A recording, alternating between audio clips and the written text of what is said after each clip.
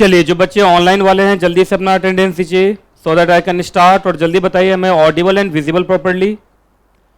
Visibility तो मुझे दिख रही है, ऑडिटबिलिटी के बारे में बताइए कि एम आई ऑडिबल और नॉट।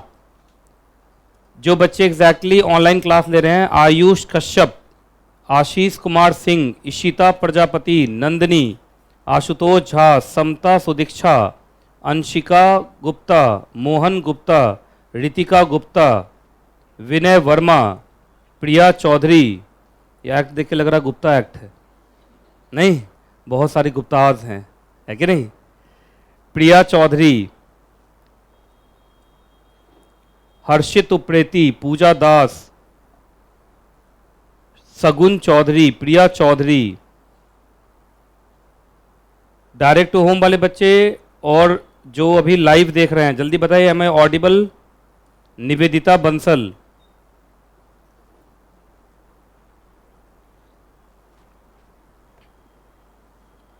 चलिए शुरू करें फिर। बहुत ही शानदार, मजेदार, ऐतिहासिक, क्रांतिकारी चैप्टर होने वाला है ना? चलो अब मेरी बात को जरा ध्यान से सुनो। ईबीसीएल के अंदर अब हम सेकेंड चैप्टर स्टार्ट कर रहे हैं जिसका क्या नाम है? Consumer protection act 2019। मुंह से निकल रहा था 1986। अब बोला सर ऐसा क्यों? क्योंकि आपको मालूम है पहले 1986 वाला ये एक्ट होता था, वो बदल के 2019 हो गया, है ना? तो पुराना पढ़ाते पढ़ाते पढ़ाते पढ़ाते मेरे मुंह पे हमेशा 1986 रहता है। तो गलती से कभी 1986 बोल दूं तो घबरा मत जाना, 2019 ही है ना? इसको मैं शॉर्ट फॉर्म में बोलता हूं कोपरा। क्या बोलता हूं एग्जैक्टली? कोपरा। कोपरा, है कि नहीं? अब कोपरा में कहीं गलती से प्रोनाउंस कोई बच्चा कोबरा कर दिया तो बच्चा पढ़ने के बजाय भाग ही जाएगा, है कि नहीं? तो जल्दी से इस चैप्टर का नाम लीजिए। नहीं, कोपरा नहीं, फुल फॉर्म कोपरा, है ना? जल्दी से, अरे पूरा बोला करो, एक बार और, एक बार और, 3 बार नहीं बोलते हैं। चलो अब जरा ध्यान से सुनो, ये चैप्टर के अंदर हमें क्या क्या पढ़ना है जल्दी से एक बार बोलो तो।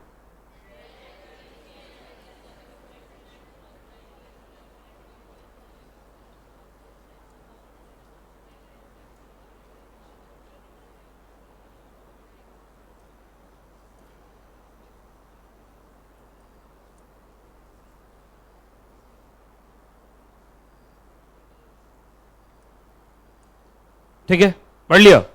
चलो इस चैप्टर के बारे में बताता हूं आप लोगों को, ध्यान से सुनते रहना, ठीक है? ये देखो, ये पूरा का पूरा बेयर एक्ट है ना? एक बार बेयर एक्ट से ना हम इसका रिसाइटल पढ़ें। रिसाइटल का मतलब इसका ऑब्जेक्टिव, है ना? जो प्रियम्बल बोलते हैं, क्या बोलते हैं? प्रियम्बल। जल्दी से लेके यहां से यहां तक पढ़ो तो ये पूरा स्पीड में, ये है ना प्रियम्बल। जल्दी जल्दी जल्दी जल्दी पढ़ो।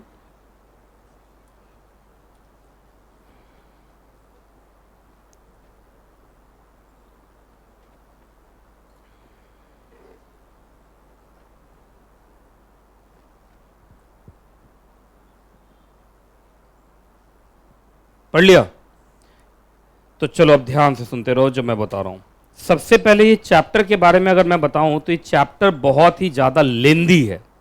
इस चैप्टर को कंप्लीट कराने में बहुत ज़्यादा टाइम लगता है, लेकिन इंटरेस्टिंग बहुत है, बहुत ज़्यादा इंटरेस्टिंग है। क्योंकि ये चैप्टर ऐसा है ना जो हमसे जुड़ता है। जैसे हम जो सीएस के पढ़ाई में पढ़ते हैं, बहुत सारे चैप्टर्स ऐसे होते हैं जिसको देख के लगता है जब सीएस बनेंगे तभी काम आएगा, और कुछ चैप्टर्स ऐसे होते हैं जिसको देख के लगता है कि ये तो हमारे आम जिंदगी से जुड़ा हुआ लॉ है। और आम जिंदगी से जुड़ा हुआ जो लॉ होता है बच्चा उसको ज़्यादा इंटरेस्ट से पढ़ता है, उसको ज़्यादा अच्छा लगता है ना? कहते हैं सीइंग इज बिलीविंग, जो हम देखते हैं वो हमें ज़्यादा समझ में आता है। तो ये जो एक्ट है इसका इम्प्लीकेशन आपको आपके नॉर्मल लाइफ में दिखाई देगा, है ना? तो इसलिए बहुत ही इंपॉर्टेंट चैप्टर है। एज अ कंपनी सेक्रेटरी भी आप इसका यूज़ करेंगे, और as a normal citizen, as a normal consumer of this country. आप जानते हैं इस कंट्री के अंदर हम सिटीजन हैं और इस कंट्री के रिसोर्सेज के हम कंज्यूमर भी हैं, है कि नहीं? तो इसलिए एज ए कंज्यूमर, आज जब हम इस चैप्टर में रहेंगे तो अपने आप को क्या समझेंगे? कंज्यूमर। एज ए कंज्यूमर यहाँ बैठा हुआ हर बच्चा कंज्यूमर है। अच्छा, कंज्यूमर नहीं है? दिन रात 24 घंटे तुम कहीं ना कहीं से कोई ना कोई चीज़ खरीदते ही तो रहते हो, और ख़रीद के क्या करते हो? कंज्यूम करते हो। अभी सुबह सुबह क्लास में आए होगे तो कुछ खाते पीते आए होगे। क्या खाते पीते आए हो? नहीं, कुछ नहीं भी खाए हो तो हवा खाते हुए आए होगे, हैं कि वो भी नहीं आए, सांस भी नहीं लेते तुम लोग तो भूतों की क्लास में मैं खड़ा हूं, है कि नहीं? तो देखिए कुछ ना कुछ किसी ने तो खरीदा होगा, वो अनलेस, मतलब बात अलग है कि कुछ बच्चा हो सकता है ऐसा कुछ खरीदा हो जो मुझे बता नहीं रहा है, तो कोई बात नहीं है। लेकिन अगर तुमने कुछ अच्छी चीजें खरीदी हैं जो सीना तान के तुम बोल सकते हो तो बताओ। आपत्तिजनक चीजें तो नहीं खरीदा तुम लोगों ने, बताओ जल्दी बताओ। चिप्स खरीदा, तो देखिए चिप्स खरीदा तो आप चिप्स के कंज्यूमर हुए कि नहीं हुए, उस दुकानदार के कस्टमर हुए कि नहीं हुए जिससे चिप्स खरीदा। तो देखिए दिन भर में हम बहुत बार किस कैपेसिटी में रहते हैं, कंज्यूमर कस्टमर के कैपेसिटी में रहते हैं, और हर वक्त आपको ये एक्ट काम आएगा। तो ये एक्ट बहुत ही इंपॉर्टेंट है, एग्जामिनेशन पॉइंट ऑफ व्यू से तो है ही, लेकिन प्रैक्टिकल पॉइंट ऑफ व्यू से आम जिंदगी के तौर पे अगर देखें तो भी ये एक्ट बहुत जरूरी है। और देखा जाए तो मैं एक बात हमेशा बोलता हूं, knowledge is power, knowledge is power. ये मेरे स्कूल के बी बिल्डिंग में लिखा हुआ था, मुझे आज तक याद। उस समय तो मैं नहीं समझ पाया, मतलब स्कूल से निकल गया तो भी नहीं समझ पाया कि वो क्या लिखा हुआ था मोटा मोटा, नॉलेज इज पावर। पर मुझे आज ऐसा लगता है कि सच में नॉलेज इज पावर, नॉलेज से पावर मिलता है। और कुछ एक्ट ऐसे हैं, तो कानून सब्जेक्ट ही ऐसा, लॉ सब्जेक्ट ही ऐसा है जो आपको पावर देता है, लेकिन लॉ के अंदर भी कुछ एक्ट ऐसे हैं, कुछ चैप्टर्स ऐसे हैं जो आपको सच में पावरफुल बनाता है from the day first class first. उसमें से एक चैप्टर है कौन, कंज्यूमर प्रोटेक्शन एक्ट 2019। तो नॉलेज इज पावर, तो ये चैप्टर आपको क्या बनाएगा, पावरफुल बनाएगा as a consumer, as a customer. अब जरा एक्ट का ही नाम देखिए ना, आपको एक्ट के नाम से उसका ऑब्जेक्टिव पता चल जाएगा। कंज्यूमर प्रोटेक्शन एक्ट, एक एक्ट जिसका काम है कंज्यूमर को प्रोटेक्ट करना। कंज्यूमर को प्रोटेक्ट करने का मतलब कंज्यूमर के राइट्स को प्रोटेक्ट करना। अब कंज्यूमर को प्रोटेक्ट करने का क्या मतलब है कि एक्ट आएगा तुम ऐसे पकड़ लेगा कि कंज्यूमर के राइट्स को प्रोटेक्ट करेगा। अच्छा, सिर्फ राइट्स को प्रोटेक्ट करना तो दूर की बात है, पहले राइट्स देगा। अरे पहले राइट्स देगा तो ना प्रोटेक्ट करेगा। तो इस एक्ट का क्या ऑब्जेक्टिव है कि पहले कंज्यूमर को क्या दिए जाए, राइट्स, और फिर उसके राइट्स का क्या किया जाए, प्रोटेक्शन। क्लियर है कि नहीं क्लियर है, पहले बताइए आप, है ना? तो कंज्यूमर प्रोटेक्शन, कंज्यूमर को हिंदी में क्या बोलते हैं, उपभोक्ता। अरे सुना है, कंज्यूमर को क्या बोलते हैं, कोई बच्चा कर रहा है भोक्ता, इससे बहुत हालत ही हिला हुआ है ना? भोक्ता मतलब भौं भौं।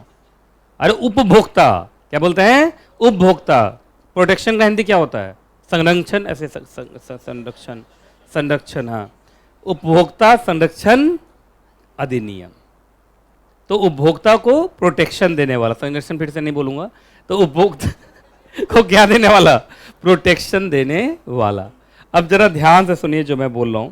सबसे पहले इस चैप्टर में कभी भी सेंट्रल गवर्नमेंट बोलूं, आप जानते हैं मेरा मॉडल ऑपरेंडी यही है, जब भी कोई चैप्टर पढ़ाता हूं पहले सेंट्रल गवर्नमेंट बता देता हूं, क्योंकि जब सेक्शन पढ़ते हैं तो बहुत जगह सेंट्रल गवर्नमेंट आता है। इसका क्या मतलब, तो सेंट्रल गवर्नमेंट कहने का मतलब ministry of consumer affairs, food and public distribution. बात समझ में आ रही कि नहीं आ रही, पहले बताइए, ठीक है? अब देखो, ministry of consumer affairs, food and public distribution, इसके दो डिपार्टमेंट है, एक है डिपार्टमेंट ऑफ कंज्यूमर अफेयर्स और एक है department of food and public distribution. जैसे एक एक्ट पढ़ाऊंगा तुम्हें, एसेंशियल कमोडिटीज एक्ट, उसको भी यही मंत्रालय देखता है, पर इस मंत्रालय का कौन डिपार्टमेंट देखेगा, फूड एंड पब्लिक डिस्ट्रीब्यूशन। लेकिन चूंकि ये कंज्यूमर प्रोटेक्शन एक्ट है तो इस मिनिस्ट्री का कौन सा डिपार्टमेंट देखेगा, डिपार्टमेंट ऑफ कंज्यूमर अफेयर्स, है ना? तो आपको डिपार्टमेंट याद रहे न रहे, मंत्रालय का नाम याद रहना चाहिए। मंत्रालय का नाम क्या है, ministry of consumer affairs, food and public distribution. जल्दी से बताओ तो अभी कौन मंत्री हैं इस मंत्रालय के, छोड़ दो मैं खुद ढूंढ लेता हूं, तुम लोग तो रहने ही दो। क्या बताओ, ministry of consumer affairs, consumer affairs, ठीक है, ठीक है। कोई दिखे ना दिखे, सबसे पहले तो भाइयों बहनों यहाँ पे आ गया ना, देखो, है ना, आ गया, department of consumer affairs, ministry of consumer affairs, food and public distribution, आ गया ना? ये देखो, ये मंत्रालय का नाम ऊपर लिखा हुआ ना, ministry of consumer affairs, food and public distribution, आ गया ना? अब जरा देखेंगे आप तो इसमें सब कुछ लिखा हुआ है। मिनिस्टर कौन है देखिए, और भी लोग हैं, ठीक है, दिख गया है ना? ये सारा कुछ लिखा हुआ है यहाँ पे, तो यही मंत्रालय है। अगर इसमें एक्ट में देखेंगे तो देखिए सबसे पहले क्या आ रहा है, आगे कंज्यूमर प्रोटेक्शन, दूसरा लीगल मेट्रोलॉजी, है ना, लीगल मेट्रोलॉजी। इसके बाद देखें एसेंशियल कमोडिटीज एक्ट, बताया था अभी मैंने, है ना, सब कुछ यहाँ लिखा हुआ, देख लो आप, ठीक है। तो इसी मंत्रालय के हाथ में ये एक्ट आता है, that is consumer protection act. तो कहीं भी सेंट्रल गवर्नमेंट बोल लूँ, इसका मतलब ये देखो लिखा हुआ है the consumer protection act 2019, corrigendum to CP act 2019, notification, और उसके बाद एक्ट कब से आया, और इस एक्ट के अंदर क्या बने हैं, बहुत सारे रूल्स देख रहे हो ना ये। तो आपको जब भी एग्जैक्टली लगे कि आपके पास कुछ टाइम बचा हुआ है, तो आराम से आप इस वेबसाइट के अंदर घुस के इस वेबसाइट का टूर कर सकते हैं। And I am damn sure कि कभी आपको ऐसा टाइम नहीं मिलेगा, है ना। जितना मैंने बता दिया, बहुत बता दिया, तुमने सुन लिया, देख लिया, इसके लिए I am very thankful to you कि तुमने इसको देखा, क्योंकि तुमको तो सीधा मतलब है बुक में जो लिखा हुआ हमें याद करना है, एग्जाम में आना है। और सबसे अच्छी बात यह है कि ईबीसीएल में जैसे आपका देखा जाए सिक्योरिटी लॉ भी इस बार पिछले बार का बहुत बढ़िया गया है बच्चों का, ईबीसीएल भी बहुत अच्छा है। ईबीसीएल में डायरेक्ट क्वेश्चन आते हैं, तो डायरेक्ट क्वेश्चन आने हैं तो क्या ही वेबसाइट सब देखे करना, वेबसाइट देखेंगे तो हम facebook.com देखेंगे हैं, और इंस्टाग्राम देखेंगे, गुरुग्राम देखेंगे, टेलीग्राम देखेंगे, ये सब देखेंगे ना। ये सब वेबसाइट थोड़ी, ये सब तो चाइल्ड लॉक लगा के रखना चाहिए कि देखना चाहिए। पहले बताओ आप, देखो कोई बोलने को तैयार नहीं है कि हम, मतलब झूठे मुंह भी कोई नहीं बोल रहा है सर हम देखेंगे। अच्छा कितने बच्चे देखेंगे जल्दी बताइए, 1 2 3 4 5। देखो जब मैंने बोला झूठे मुंह भी बोल दो, कार बोल देता हूं, क्या दिक्कत है, इस आदमी को खुश कर देता हूं, बेचारा सुबह सुबह आ रहा है कि नहीं। चलिए खैर, अब जरा ध्यान से सुनो। सबसे पहले थोड़ा सा बताऊं, ये जो कंज्यूमर प्रोटेक्शन एक्ट है इसके पीछे क्या कहानी है। ये जो कोपरा 2019 है, क्या एग्जैक्टली कोपरा 2019 है, वो एक प्रिंसिपल के ऊपर बेस्ड है, जिस प्रिंसिपल का क्या नाम है आप जानते हैं ना। जितने भी कानून बनते हैं सबसे पहले सिद्धांत तय होता है, प्रिंसिपल तय होता है। जैसे companies act is based on share holder democracy, बताया था तुम लोग को। Companies act is based on share holder democracy, जो डेमोक्रेसी में जो मेजॉरिटी चाहता है वही होता है। पूरे कंपनी लॉ में जो majority share holder, majority director चाहता है वही होता है। होता है कि नहीं होता, पहले बताइए आप। तो पहले प्रिंसिपल तय होता है, उसके बाद एक्ट लिखे जाते हैं। तो उसी ढंग से अगर आप बात करोगे, ये जो सेबी एक्ट है, सेबी एक्ट का जरा बताओ तो क्या प्रिंसिपल है, promotion, protection and regulation of securities market. इसी तरीके से कोपरा का जो प्रिंसिपल है that is consumer sovereignty. Sovereignty का मतलब भला करना। अब सुनिए, कंज्यूमर सॉवरेनिटी का मतलब है ये काउंटर डॉक्ट्रिन है, डॉक्ट्रिन ऑफ कैवेट टेम्पटर का। कैवेट टेम्पटर बचपन में पढ़ा होगा तुम लोगों ने, कहा सर बचपन में हम पढ़े कहां कभी, अरे बोलो, डॉक्ट्रिन ऑफ कैवेट टेम्पटर नहीं पढ़ा तुम लोगों ने। अच्छा नहीं पढ़ा तो कोई बात नहीं, मैं पढ़ाऊंगा सोगा में। कहां पढ़ाऊंगा, सोगा। कहेगा सर सोगा कौन है, sale of goods act. Sale of goods act जब पढ़ाऊंगा तो वहां पे डॉक्ट्रिन ऑफ कैवेट टेम्पटर आएगा। सुन लो मैं बताता हूं, तुम्हारे बुक में चार्ट बना हुआ है, जब मैं बोलूंगा तो लिख लेना। डॉक्ट्रिन ऑफ कैवेट टेम्पटर का मतलब होता है let the buyer be aware. लिखो, let the buyer be aware. लिखो, let the buyer be aware. Books आ गए हैं अब, बुक्स आ गए, हेड ऑफिस में बुक्स आ गए हैं अब, है ना। हार्ड बुक्स आ चुके हैं, किसी बच्चे के पास नहीं है तो ले लेना, नहीं तो बुक्स आए हैं फिर निकल जाएंगे वो बुक्स, फिर खत्म हो जाएंगे तुरंत। तो बुक्स ले ही लेना किसी भी हालत में। अभी देख रहे हो 7-8-10 दिन से बच्चा वेटिंग पे चल रहा है बुक्स के लिए। बुक्स आ चुके हैं, जाके ले लीजिएगा, छोड़िएगा नहीं। चलो, डॉक्ट्रिन ऑफ कैवेट टेम्पटर का मतलब let the buyer be aware. इसका मतलब क्या होता है, सो सुनो। इसका मतलब होता है कि जो बायर है उसको अपनी हितों की रक्षा खुद करनी है, उसको जागरूक रहना है। मतलब भारत में क्या चलता है, सो सुनो, कि कौन जागरूक रहे, बायर। मतलब सेलर कुछ भी करे, ये मतलब हुआ ना। Let the buyer be aware, इसका क्या मतलब है कि बायर, आप हर जगह आप देखिएगा let the buyer be aware ही चलता है। ट्रेन में जाइए, यात्री अपने सम्मान की रक्षा स्वयं करें, बाकी तो चोर हैं ही लोग। आप किसी भी जगह पे चले जाइए, किसी भी भीड़ भाड़ वाले इलाके पे चले जाइए, हर जगह एक लाइन भारत में लिखा हुआ होता है कि भाई अपनी सुरक्षा खुद करो, बाकी जो लोग हैं वो सब तो चोर ही हैं। मतलब ये अजीब बात है कि नहीं बात है, पहले बताइए। कहीं पर ऐसा लिखा रहता है चोर सावधान रहो, हमें बताया जाता है चोरों से सावधान। आप समझ रहे हैं मैं क्या बोलना चाह रहा हूं।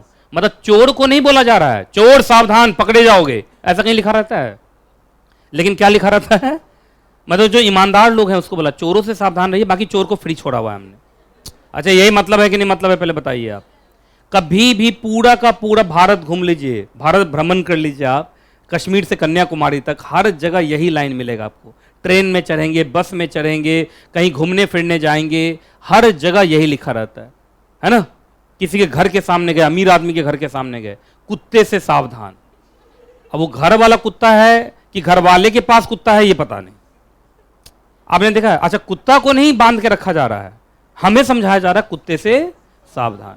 मतलब एक बात बताइए, हम नॉर्मल आदमी गेट खोल के अंदर आएंगे कि नहीं आएंगे? पहले बताइए। कोई दूसरा स्काई रूट बनाया हो तो बोलो वहां से आएंगे, तुम कुत्ते को बांध के रखो यार। लेकिन भारत में चलता है let the buyer be aware, हमें अवेयर रहना है, हमें जागरूक रहना है, बाकी तो लोग को हमने खुला छोड़ दिया है। यही होता है कि नहीं होता है? तो सुनिए, कंज्यूमर किसी भी कंट्री के लिए, किसी भी इकोनॉमी के लिए बहुत इंपॉर्टेंट है। अगर कंज्यूमर के साथ ये ऐसा व्यवहार आप करोगे कि कंज्यूमर अपने हितों की रक्षा करें, कंज्यूमर जागरूक रहें, और आप सेलर को कुछ नहीं बोलोगे, सर्विस प्रोवाइडर को कुछ नहीं बोलोगे, तो आप देख लेना एक समय ऐसा आएगा कंज्यूमर डिससैटिस्फाइड हो जाएगा, आपका देश बर्बाद हो जाएगा। इसलिए सरकार को ऐसा लगा कि नहीं, ये जो let the buyer be aware है तो चलो ठीक है, लेकिन सेलर्स को भी, सर्विस प्रोवाइडर्स को भी हमें पकड़ने की जरूरत है। तो इसीलिए कौन सा एक्ट पास किया? Consumer protection act 2019। इसका क्या ऑब्जेक्टिव है सुनो। इसका ऑब्जेक्टिव है कि let the buyer be aware तो है, बायर जागरूक रहें, इससे अच्छा दुनिया में कुछ नहीं हो सकता। लेकिन आप चिंता मत कीजिए, अगर आपकी जागरूकता में कमी भी आ गई और लेकिन सेलर ने आपको ठग लिया, आप जागरूक नहीं रहेंगे तो सेलर ठग लेगा आपको, और जहां सेलर आपको ठगा तब चिंता मत कीजिए, हम हैं। सेलर को भी पेनल्टी पनिशमेंट लगाने के लिए हम हैं, जो आपका नुकसान हुआ उस नुकसान की भी भरपाई हम करवाएंगे। तो आप चिंता मत कीजिए, बैलेंस किया गया है। एक डॉक्ट्रिन ऑफ कैवेट एम्पटर है जो क्या बोलता है, let the buyer be aware, buyer क्या रहे, जागरूक रहे। लेकिन कंज्यूमर प्रोटेक्शन एक्ट इधर से क्या बोलता है, कोई बात नहीं है, आप जागरूक रहिए, इससे अच्छा कुछ नहीं हो सकता दुनिया में। लेकिन किसी वजह से अगर आपकी जागरूकता में कमी आ गई, आपको ठगा गया, तो चिंता मत कीजिए, जो ठगेगा उसको भी हम नहीं छोड़ेंगे। तो थोड़ा सा बैलेंस बनाया कि नहीं बनाया, पहले ये बताइए। काउंटर का मतलब उल्टा। तो जो डॉक्ट्रिन ऑफ कैवेट एम्पटर है वो बोला है बायर को जागरूक रहने, लेकिन कंज्यूमर प्रोटेक्शन एक्ट जो है वो क्या बोला, काउंटर डॉक्ट्रिन, काउंटर मतलब उल्टा, वो बोल रहा है कंज्यूमर सॉवनिटी, कि नहीं, कंज्यूमर के भले के लिए भी हम हैं। अगर कंज्यूमर किसी वजह से अगर ठग लिया जाता है तो हम वहां पर आएंगे, और जो ठगेगा उसके ऊपर पेनल्टी पनिशमेंट लगाएंगे, और जो ठगा जाएगा उसको हम रिलीफ देंगे, कंपनसेशन देंगे। क्लियर है कि नहीं क्लियर है, पहले बताइए। लेकिन फिर भी एक बात बताइए, ज़्यादा अच्छा क्या होता है कि हम कोपरा को आने दें या हम ही जागरूक रहें?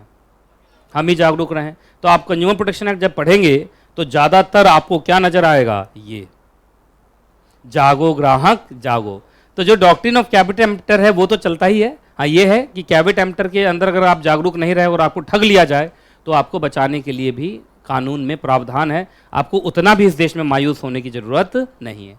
अच्छा, एक बात बताइए, इतना कुछ कंज्यूमर के बारे में सोचा जा रहा, क्यों? क्या कंज्यूमर इंपॉर्टेंट है? पहले थोड़ा कंज्यूमर का इंपॉर्टेंस बताऊं, क्योंकि इतना बड़ा एक्ट पढ़ाने जा रहा हूं और कंज्यूमर का इंपॉर्टेंस बता रहा हूं, तो हम अपने बारे में बात कर रहे हैं, हम तो कंज्यूमर हैं। अच्छा, हम कंज्यूमर नहीं है, पहले बताइए आप। तो चलो इधर देखो, ध्यान से सुनते रहो, बोला करो मेरे साथ साथ, फेस टू फेस क्लास है, मजा इसी में है। और जो बच्चे ऑनलाइन पढ़ रहे हैं, घर पे जो जोर से चिल्लाइए, जिससे आसपास के पड़ोसी को लगे कि तुम पढ़ते हो, तुम सीएस कर रहे हो, इतने जोर से चिल्लाओ कि पड़ोसी जाग जाए। चलो इधर देखो आप। हाँ जी, किसकी इंपॉर्टेंस पढ़ेंगे हम? अच्छा, अब देखो इधर, सबसे जरूरी है कि आपका कंज्यूमर क्या रहे, सैटिस्फाइड। अब बोला सर कंज्यूमर क्यों सैटिस्फाइड रहे? नहीं रहेगा सैटिस्फाइड, देखते हैं क्या होता है। अब देखो क्या होता है, इधर देखो, सुनिए, इधर देखिए, इधर देखिए। कंज्यूमर गया मार्केट में, कंज्यूमर गया मार्केट में। अब ध्यान से सुनिए, जब वो मार्केट में गया तो एक तो आपने उसको राइट्स नहीं दिए, या राइट्स दिए, राइट्स दिए, लेकिन राइट्स का क्या नहीं कर रहे, प्रोटेक्शन नहीं कर रहे। बात समझ में आ रहा है? तो सुनो क्या होगा, इधर देखो, तो कंज्यूमर ठगा जाएगा, कंज्यूमर ठग लिया जाएगा ना। ये तो कंज्यूमर के राइट्स ही नहीं, या राइट्स हैं तो राइट्स का क्या नहीं हो रहा है, प्रोटेक्शन नहीं हो रहा। मुंह चलाया करो, बोलो क्या बोला मैंने, या तो राइट्स ही नहीं है या राइट्स है तो उसका प्रोटेक्शन नहीं हो रहा है। तो एक बात बताइए, वो ठगा गया, तो जब वो ठगा जाएगा, ध्यान से सुनिएगा, जब वो ठगा जाएगा तो क्या वो डिससैटिस्फाइड हो जाएगा? बोलो, रुको यार, डिससैटिस्फाइड ना, वो क्या हो जाएगा, डिससैटिस्फाइड, ये ना क्या हो जाएगा, डिससैटिस्फाइड हो जाएगा। अच्छा, जब वो डिससैटिस्फाइड हो जाएगा, ध्यान से सुनिए जब मैं बोल रहा हूं तो क्या होगा, वो मार्केट आना बंद कर देगा। उसको क्या लगेगा मालूम है, डेली जाता हूं, डेली ठगा के आता हूं, नहीं जाऊंगा मार्केट। जब वो मार्केट नहीं जाएगा तो वो डिमांड नहीं करेगा। अरे बोलो, डिमांड में गिरावट आएगी। जब वो डिमांड में गिरावट आएगी तो लोग प्रोडक्शन नहीं करेंगे। अब तुम समझ रहे हो मैं कहाँ इसको जोड़ने वाला हूँ। जब प्रोडक्शन कम हो जाएगा तो लोगों की ज़रूरत नहीं होगी, एम्प्लॉयमेंट घटेगा, लोगों को नौकरी से निकाला जाएगा, क्योंकि प्रोडक्शन होना ही नहीं है। जब एम्प्लॉयमेंट लोगों को नहीं मिलेगी तो इनकम जो मार्केट में है वो कम हो जाएगा। इनकम कम होगा तो जीडीपी पूरे के पूरे इकोनॉमी का कम हो जाएगा, और ओवरऑल क्या है, ओवरऑल इकोनॉमी सफर करेगी, जीडीपी नीचे जाएगा तो, है ना। और ओवरऑल इकोनॉमी जब सफर करेगी तो कंट्री सफर करेगी, क्योंकि आज कंट्री का इंपॉर्टेंस किस चीज़ से लिया जाता है, उसके जीडीपी से लिया जाता है। अच्छा उल्टा, अब उल्टा केस लेते हैं, ये तो रेड वाला कहानी था ना, थोड़ा सा कौन वाला लेते हैं, ग्रीन वाला। कंज्यूमर मार्केट में आया, देखो अरे वाह क्या राइट्स है मेरे, खूब राइट्स दिए जा रहे हैं। अच्छा सिर्फ राइट्स दिए जाएं इतना जरूरी है कि राइट्स का प्रोटेक्शन भी हो, राइट्स भी दिए जा रहे हैं और राइट्स का क्या हो रहा है, प्रोटेक्शन भी हो रहा है, तो इसका मतलब वो सेटिस्फाइड है। बोलो वो क्या है, सेटिस्फाइड है। जब वो सेटिस्फाइड है तो वो खूब आएगा मार्केट में। जो डेली आए, जैसे कल या 5 रुपए का एक सामान खरीदा, क्या स्वाद था भाई, तो अगले दिन फिर खरीदने आएगा, अगले दिन फिर वही स्वाद लेने आएगा। जब वो स्वाद लेने आएगा तो डिमांड बढ़ेगा। अरे बोलते जाओ जल्दी, अब मैं थोड़ा शॉर्ट में लिखूं चलेगा। अच्छा डिमांड जब बढ़ेगा तो प्रोडक्शन बढ़ाना पड़ेगा, मैं शॉर्ट में लिख रहा हूं चलेगा ना। प्रोडक्शन बढ़ाने के लिए लोगों को नौकरी पर रखना पड़ेगा, लोगों को नौकरी पर रखोगे तो सबको सैलरी मिलेगी, सबके पॉकेट में पैसा होगा। जब सबके पॉकेट में पैसा होगा तो जीडीपी बढ़ेगा, और जब जीडीपी बढ़ेगा तो ओवरऑल इकोनॉमी का डेवलपमेंट होगा। और जब ओवरऑल इकोनॉमी का डेवलपमेंट होगा तो कंट्री का डेवलपमेंट होगा कि नहीं होगा, पहले बताइए आप। तो क्या लगता है तुम्हें, कंज्यूमर प्रोटेक्शन काफी जरूरी है? Yes. Consumer satisfaction is directly related to what, overall economic development, overall country development. तो इसलिए कंज्यूमर सेटिस्फाइड हो ये बहुत जरूरी है, और इसलिए इसी दोनों को एंश्योर करता है कोबरा। नहीं समझ में आया? कोबरा क्या कहता है कि कंज्यूमर को राइट्स मिले। अच्छा सिर्फ राइट्स मिले या राइट्स का प्रोटेक्शन भी हो, राइट्स का प्रोटेक्शन भी हो, है ना। और देखिए राइट्स देंगे आप, राइट्स का प्रोटेक्शन भी कराएंगे, कंज्यूमर सेटिस्फाइड, डिमांड बढ़ेगा, प्रोडक्शन बढ़ेगा, एम्प्लॉयमेंट जनरेशन होगा, इनकम जनरेशन होगा, जीडीपी बढ़ेगा, ओवरऑल इकोनॉमिक डेवलपमेंट होगा। तो कंज्यूमर सेटिस्फाइड होना बहुत जरूरी है, बहुत जरूरी है, इस बात का ध्यान रखिएगा आप हमेशा। और ये मैं हमेशा बोलता हूँ, देखिए आपको विश्वास नहीं होगा, आप लोग तो मॉडल फर्स्ट से पढ़ रहे हैं, मैंने बहुत बार भी बोला हुआ है ना, कि आप लोग को मैं नहीं बोलता था कि ऐसे लोगों को प्रमोट मत कीजिए जो कॉपी कैट है, या जो मार्केट के अंदर अनफेयर कंपटीशन ला रहे हैं। जानते हैं उससे क्या होगा, सुनिए, बुरा किसका होगा, कंज्यूमर का ही। आप ऐसे लोगों को प्रमोट करेंगे तो ऐसे लोग बढ़ते जाएंगे, और जो सच में मेहनत करने वाले लोग हैं वो घटते चले जाएंगे, क्योंकि वो डिस्करेज हो जाएंगे।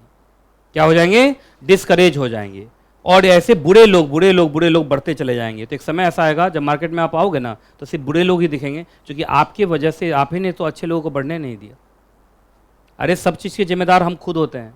आपको विश्वास नहीं होगा, जियो का सिम तो मैंने रखा हुआ, बुरा मत मानिएगा, रखा हुआ है, चूंकि एयरटेल बहुत बार काम नहीं कर पाता है, लेकिन आज भी मैं सपोर्टर एयरटेल का ही हूँ, और मैं हमेशा रहता हूँ, चूंकि एयरटेल ने हमेशा बहुत मेहनत किया, हमेशा सब कुछ पहले लाया, और रिलायंस ने बस उसका कॉपी कर लिया, अब बहुत कॉपी किया। रिलायंस जियो का नहीं बोल रहा मैं, रिलायंस कम्युनिकेशन ADAG ग्रुप जो था, आप देखिए आज चला गया ना, वाइंडिंग अप में चला गया ना, वो उसका शेयर होल्डर हूँ ना मैं, है ना। हमेशा मेरे पास नोटिस आता है वहाँ से, और लिखा रहता है कंपनी इन लिक्विडेशन। इंतजार में हुई कब वाइंडिंग अप में मुझे ही बुलाया जाएगा, अब मुझे कुछ पैसा दिया जाएगा। तो आप समझिए लॉन्ग टर्म वो फ़ायदा नहीं देंगे, वो तो चलो कुछ अच्छे लोग हैं इस देश में तो एयरटेल का सिम रखते हैं और एयरटेल को पैसा देते हैं, तो एयरटेल बचा हुआ है। जिस दिन एयरटेल निकल जाएगा ना, उस दिन जियो कुछ भी करेगा, और कर ही रहा है ना। आज से 3 साल पहले चले जाइए तो ये सारे पैक का दाम घटता जा रहा था, है ना जी। 999 में भी साल भर का अनलिमिटेड कॉल हो रहा था, आज शायद 3000 पे पहुंच गया कि 4000 पे पहुंच गया साल भर का। 2600 वही 3000 हो गया ना लगभग, 2600 उसमें डेटा उटा कराओगे उड़ाओगे तो लगभग 3000 का पड़ जाता है। आज एयरटेल खत्म हो जाए, वी खत्म हो जाए, कौन खत्म हो जाए, वी खत्म हो जाए, है ना। अकेले कौन बचे, रिलायंस जियो, तो बस वही है, वही पुराना जमाना आएगा। एक बार इनकमिंग आया, हेलो 3 रुपये कट गया जी। मैं वहां से फोन यूज कर रहा हूं जब इनकमिंग पे भी 3 रुपये कटता था, कितना पुराना हूं मैं। अच्छा तुम लोग जब आए तो 999 में साल भर फ्री, और यही फोन पर बात कर करके हमने बहुत सारे अपने जॉइंट वेंचर्स बनाए और अपनी जिंदगी को बर्बाद किया हमने, है कि नहीं। तो कहानी ये समझ में आ रहा है कि नहीं आ रहा, पहले बताइए। अच्छे लोगों को प्रमोट कीजिए, अच्छे लोगों को प्रमोट करेंगे, अच्छा आप ही का होगा लॉन्ग टर्म में। बुरे लोग को प्रमोट करेंगे अभी तो आपको फायदा मिल जाएगा, लेकिन लॉन्ग टर्म में आपका नुकसान होगा। जब आपकी अगली जनरेशन आएगी तो अच्छे सर्विस प्रोवाइडर्स मार्केट में नहीं होंगे, है ना। अब कुछ लोगों को बोलेगा कि अपने बारे में बोलने लगते हैं तो कौन, मैं दूसरे के बारे में बोलूँगा यार, सिंपल सा बात, अपने बारे में बोलूँगा ना यार, जो मुझे अपने बारे में मालूम हो अपने बारे में बोलूँगा ना। अच्छा एक बात बताइए, मैं लाइन बाय लाइन पढ़ाता हूँ, ठीक है, लाइन बाय लाइन कोई नहीं पढ़ाता है। आप एक बात बताइए, आप लाइन बाय लाइन नहीं पढ़ाने वाले को प्रमोट करेंगे और मुझे आप डिमोट करेंगे तो ठीक है, मेरे जैसे टीचर धीरे धीरे खत्म हो जाएंगे। आपको विश्वास नहीं होगा, बहुत बच्चों से मैं बात करता हूँ, मुझे ऐसा लगता है मुझे भी कम मेहनत करना चाहिए, बस ये चार्ट पढ़ा देता निकल जाता, मैं बोलता वही लिखा हुआ बुक में। ऐसे ही लोग करते हैं, है ना। एक मीटिंग में मैं कल बता रहा था मॉड्यूल फर्स्ट में, सपना मैम ने बड़ा अच्छा लाइन बोला, तुम लोग जानते हो सपना मैम को, अगर तुम CSWT यहाँ पढ़े हुए हो तो। मैंने कहा मैम वो डायलॉग तो मेरा होगा। उन्होंने बड़ा अच्छा डायलॉग दिया कि और कोचिंग में जो पढ़ाते हैं वो बुक में नहीं होता है, जो बुक में होता है वो पढ़ाते नहीं। और आपको विश्वास नहीं होगा, मेरे एक स्टूडेंट दूसरे कोचिंग में जाके पूछा कि आप लोग बुक से लाइन बाय लाइन क्यों नहीं पढ़ाते, तो जानते हो टीचर क्या जवाब दिया? वो दिया, बुक पढ़ाना होता तो आपको क्यों दिया है, वो आपको पढ़ने के लिए दिया है ना। जी, ऐसा ऐसा आपको लैंग्वेज मिल रहा है। आप जरा पूछ के देखिए ना, जब मुंह खोल के देखिए कि इतना मोटा बुक देते हो आप लोग दिखाने के लिए, उसको लाइन बाय लाइन क्यों नहीं पढ़ाते हो? तो क्या बोलेगा, बुक तुमको पढ़ने के लिए दिया ना, सेल्फ स्टडी, मैंने कॉन्सेप्ट स्ट्रॉन्ग करा दिया, जाओ खुद से पढ़ो। तो जब खुद से ही पढ़ना है तब तो हो ही गया ना भाई, कॉन्सेप्ट भी हम कहीं और से देख लेंगे फिर। अच्छा, इससे अच्छा तो वो हो कि एक टीचर ऐसा मिले जो कॉन्सेप्ट भी पढ़ाए और लाइन बाय लाइन भी पढ़ाए।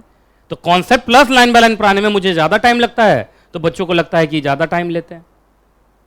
क्यों? मैं नहीं सिर्फ कॉन्सेप्ट पढ़ा, अच्छा यही चार्ट पढ़ाया ना, हो गया, सीधा मैं आ जाता हूँ डेफिनेशन पे, पढ़ा तो दिया, ऑब्जेक्टिव तो पढ़ा दिया कंज्यूमर प्रोटेक्शन एक्ट का। इसमें भी कोई बच्चा मुझे कुछ बोलेगा नहीं, और मेरा कोर्स कितने दिन में कंप्लीट हो जाएगा मालूम है? 4 महीने की जगह 2.5 महीने में कंप्लीट हो जाएगा। फिर मैं भी 1.5 महीना मैराथन मैराथन मैराथन करूंगा। मेरे भी यूट्यूब पे बहुत सारे व्यूज बढ़ेंगे, लेकिन मेरा 4 महीने लग जाता है पढ़ाने में, मैं यूट्यूब पे आ ही नहीं पाता। आपको विश्वास नहीं होगा, और थोड़ा सा देखा मैं बोल देता हूं, जाके आज ही चेक कर लेना। एक टीचर ऐसा क्रांतिकारी है, सुनो, CS प्रोफेशनल में कितने सब्जेक्ट हैं? 9, 8 सब्जेक्ट पढ़ाता है खुद। और CS एग्जीक्यूटिव में कितने सब्जेक्ट हैं? 8। अरे 8 है ना, 8 में से लॉ कितना है? अरे 8 में से लॉ कितना है? 5 है ना, 5 वो पढ़ाता है ना। आप जरा देखिए कितना हो गया, 8, 5, 13। जी, 13 सब्जेक्ट वो पढ़ाता है। आप बताइए, लक्ष्मी नगर में है, पहले पटेल नगर में था, पटेल नगर में उसका गुडविल खत्म हो गया, तो वो मेरे बगल में मेरे शरण में आया है ना, और मेरे शरण में आया है और सोच रहा है कि इनका कुछ बच्चा काट लूंगा, पर यहां कुछ हो नहीं रहा है। और डेली रात में क्या करता है, स्कीम, आज तक का सबसे बड़ा गिफ्ट, और ऐसे बोलेगा कंपनी लॉ 4 रुपए में, SBC 3 रुपए में, मिला के 10 रुपए में, फ्री फ्री फ्री फ्री।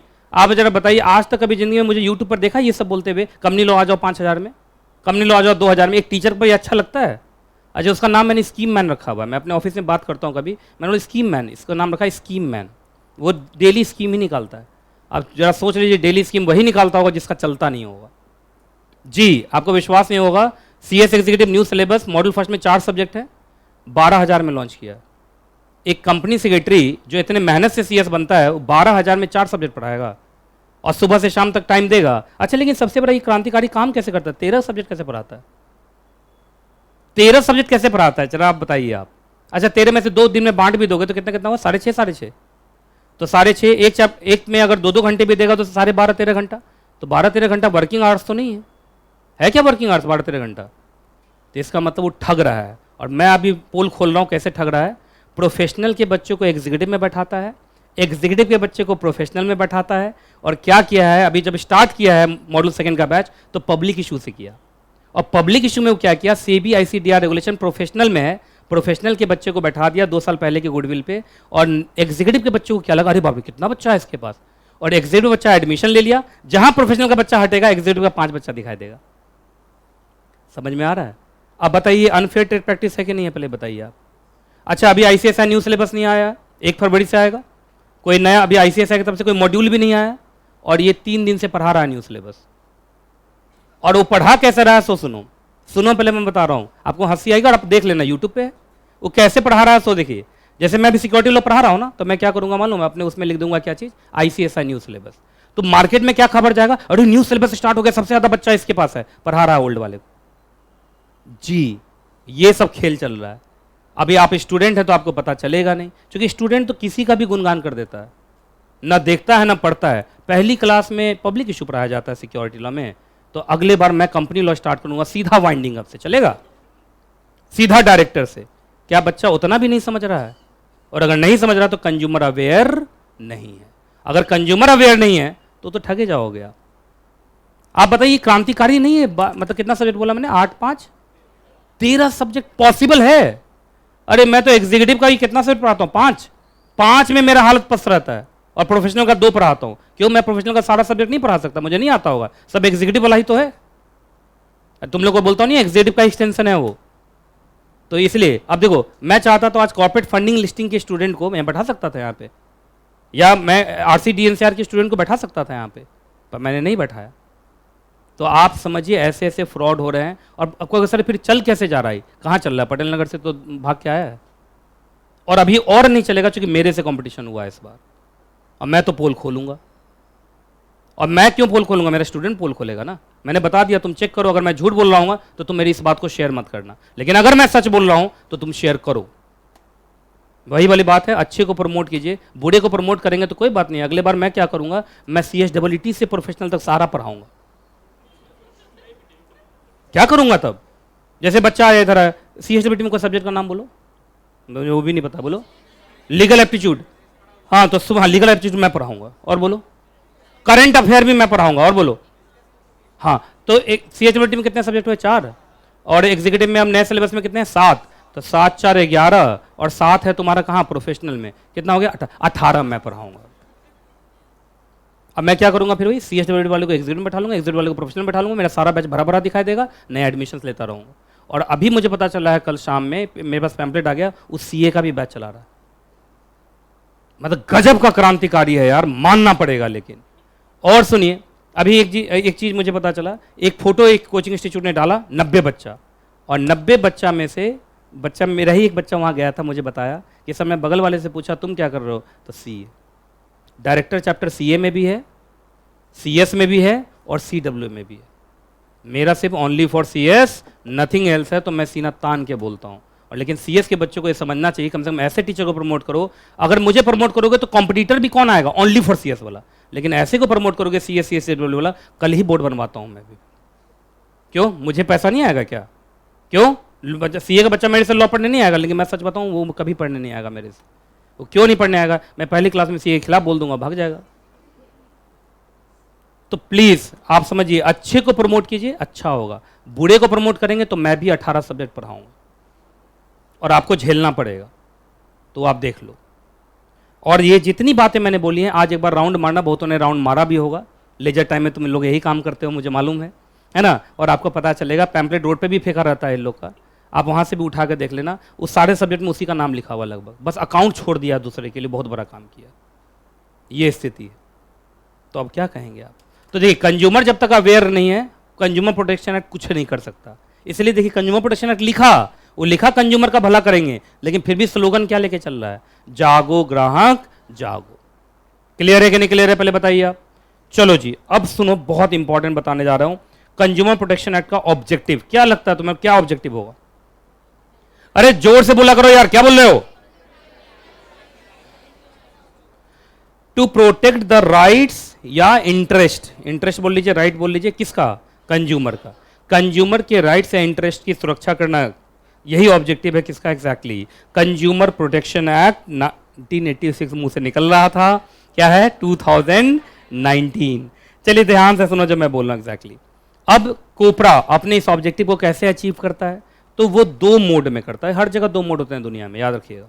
ये 2 मोड आपको हर जगह मिलेगा। पहला प्रोएक्टिव अप्रोच, दूसरा रिएक्टिव अप्रोच। जरा ध्यान से सुनिए, प्रोएक्टिव अप्रोच क्या होता है? Defensive approach. और रिएक्टिव अप्रोच क्या होता है? Curative approach. अब सुनो, जरा ध्यान से सुनो। बचपन से एक कहावत सुनते आ रहे हो, prevention is better than cure. नहीं, prevention is better than cure, सुना है तुमने? तो वही यहां पे भी है। देखो, प्रोटेक्टिव अप्रोच जो है, ये डिफेंसिव अप्रोच जो है, प्रोएक्टिव अप्रोच जो है, उसमें वो ऐसे इनिशिएटिव्स लाएगा जिससे कंज्यूमर को इतना एजुकेट करेगा कि कंज्यूमर अवेयर हो जाएगा और वो ऐसे झांसे में आएगा ही नहीं। ये ज़्यादा अच्छा है? ये ज़्यादा अच्छा है कि नहीं अच्छा है, पहले बताइए आप। देखिए, अब इसके अंदर ही क्या बनाएंगे, सो सुनो। ये बनाएंगे कंज्यूमर प्रोटेक्शन काउंसिल्स। क्या बनाएंगे? Consumer protection councils. अब इनका क्या काम होगा भाई? देखो क्या है, इनका काम होगा सेंट्रल गवर्नमेंट को एडवाइस करते रहना, और क्या करते रहना? कंज्यूमर एजुकेशन करते रहना। कैसे? थ्रू एडवर्टीजमेंट इन टीवी न्यूज़पेपर। आपने बहुत जगह देखा होगा, टीवी पे, न्यूज़पेपर पे, रेडियो पे ऐड आता रहता है, जागो ग्राहक जागो। एक बड़ा म्यूजिक है, जागो ग्राहक जागो, ऐसे करके म्यूजिक मैं नहीं गाऊंगा, आवाज़ ठीक नहीं है, तुम्हारे खून कान से खून निकल जाएगा मेरा आवाज़ सुन के। तो किसी को आता है वो गाना गाने, जागो ग्राहक जागो वाला? कौन गाएगा? तुम गाओगे? वो बोल रहा है कि तुम गाओगे। चलिए मेरी बात, जागो ग्राहक जागो का कभी नहीं, मतलब एक म्यूजिक टाइप का है, वो कभी नहीं सुना आज तक? तुम लोग कहाँ ही सुनोगे, तभी तो हालत ये है। सुनिए इधर, हाँ यस, टीवी जो है, टीवी पे बहुत बार आता है जागो ग्राहक जागो, बहुत बार तुम्हारे रेडियो पे, आपको विश्वास नहीं होगा, एक रेडियो जो सरकारी रेडियो चैनल है, क्या नाम है उसका, एफएम करके कुछ है ना, वो जो रेडियो चैनल है उस पर 1 घंटे का एक प्रोग्राम आता है जागो ग्राहक जागो। उसमें लोग फ़ोन करते हैं और पूछते हैं सर मेरे साथ साथ ऐसे कंज्यूमर, मतलब किसी सेलर ने मुझे ठग लिया, बताइए हम क्या करें। तो कंज्यूमर प्रोटेक्शन एक्ट के जो एक्सपर्ट होते हैं वहाँ बैठे होते हैं और वो उसको समझाते हैं कि आपको ये सब करना चाहिए। तो ये क्यों किया जा रहा है? कंज्यूमर को अवेयर करने के लिए। ये बहुत बार देखो बड़े बड़े बोर्ड्स लगे होते हैं, उसमें लिखा होता है बेसिक राइट्स ऑफ कंज्यूमर, उसमें लिखा रहता है और उसमें सारे राइट्स का नाम लिखा होता है। आप देखेंगे बहुत बड़े साइन बोर्ड्स लगे होते हैं, बहुत जगह देखा होगा आपने, है ना। तो ये सब कौन करवाता है? Consumer protection council. कौन करवाता है?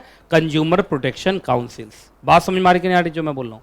कंज्यूमर प्रोटेक्शन काउंसिल, इनका काम ही यही है, इनका काम ही यही है कि वो सेंट्रल गवर्नमेंट को एडवाइस करते रहते हैं कि कैसे कंज्यूमर को और क्या किया जाए, अवेयर किया जाए, एजुकेट किया जाए, है ना। और ये काफ़ी काम कर रहे हैं और बहुत मेहनत से ये काम कर रहे हैं। आपको बहुत जगह ये दिखाई देंगे, है ना, जागो ग्राहक जागो। बहुत बार आप देखेंगे फिल्म देखने जाइए सिनेमा हॉल में, तो भी वो बीच में दिखा देता है कभी कभी जागो ग्राहक जागो, इन्हीं का इनिशिएटिव।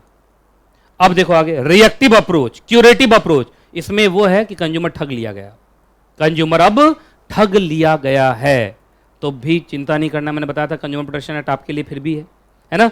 यहां पे 3 चीजें बनाई गई हैं, बोलो क्या क्या। पहला सीसीपीए। क्या होता है सीसीपीए? फुल फॉर्म बोलो जल्दी से। हाँ, सेंट्रल कंज्यूमर प्रोटेक्शन अथॉरिटी। आपको मिलेगा, मिलेगा आगे लिखा हुआ, देखो ना, सीसीपीए का नाम आगे मिलेगा, देखो मिल गया। बोलो तो क्या है सीसीपीए का full form? Central consumer protection authority. नाम से लग रहा है ये रेगुलेटर है। जैसे शेयर मार्केट का रेगुलेटर कौन है? सेबी। ऐसे कंज्यूमर अफेयर्स का रेगुलेटर कौन है? सीसीपीए। कौन है? सीसीपीए। ये हो गया रेगुलेटर। इसका क्या काम होगा जल्दी बताओ, क्या काम होगा? कंज्यूमर प्रोटेक्शन एक्ट 2019 के सेक्शंस को इंप्लीमेंट करवाना, एग्जीक्यूट करवाना, देखते रहना कि भारत में कंज्यूमर प्रोटेक्शन सही ढंग से हो रहा है या नहीं, है ना। जो जैसे सेबी रेगुलेट करता है कैपिटल मार्केट को, ऐसे ये रेगुलेट करते हैं किसको? कंज्यूमर अफेयर्स को, कंज्यूमर्स प्रोटेक्शन को। नाम ही है सेंट्रल कंज्यूमर प्रोटेक्शन अथॉरिटी।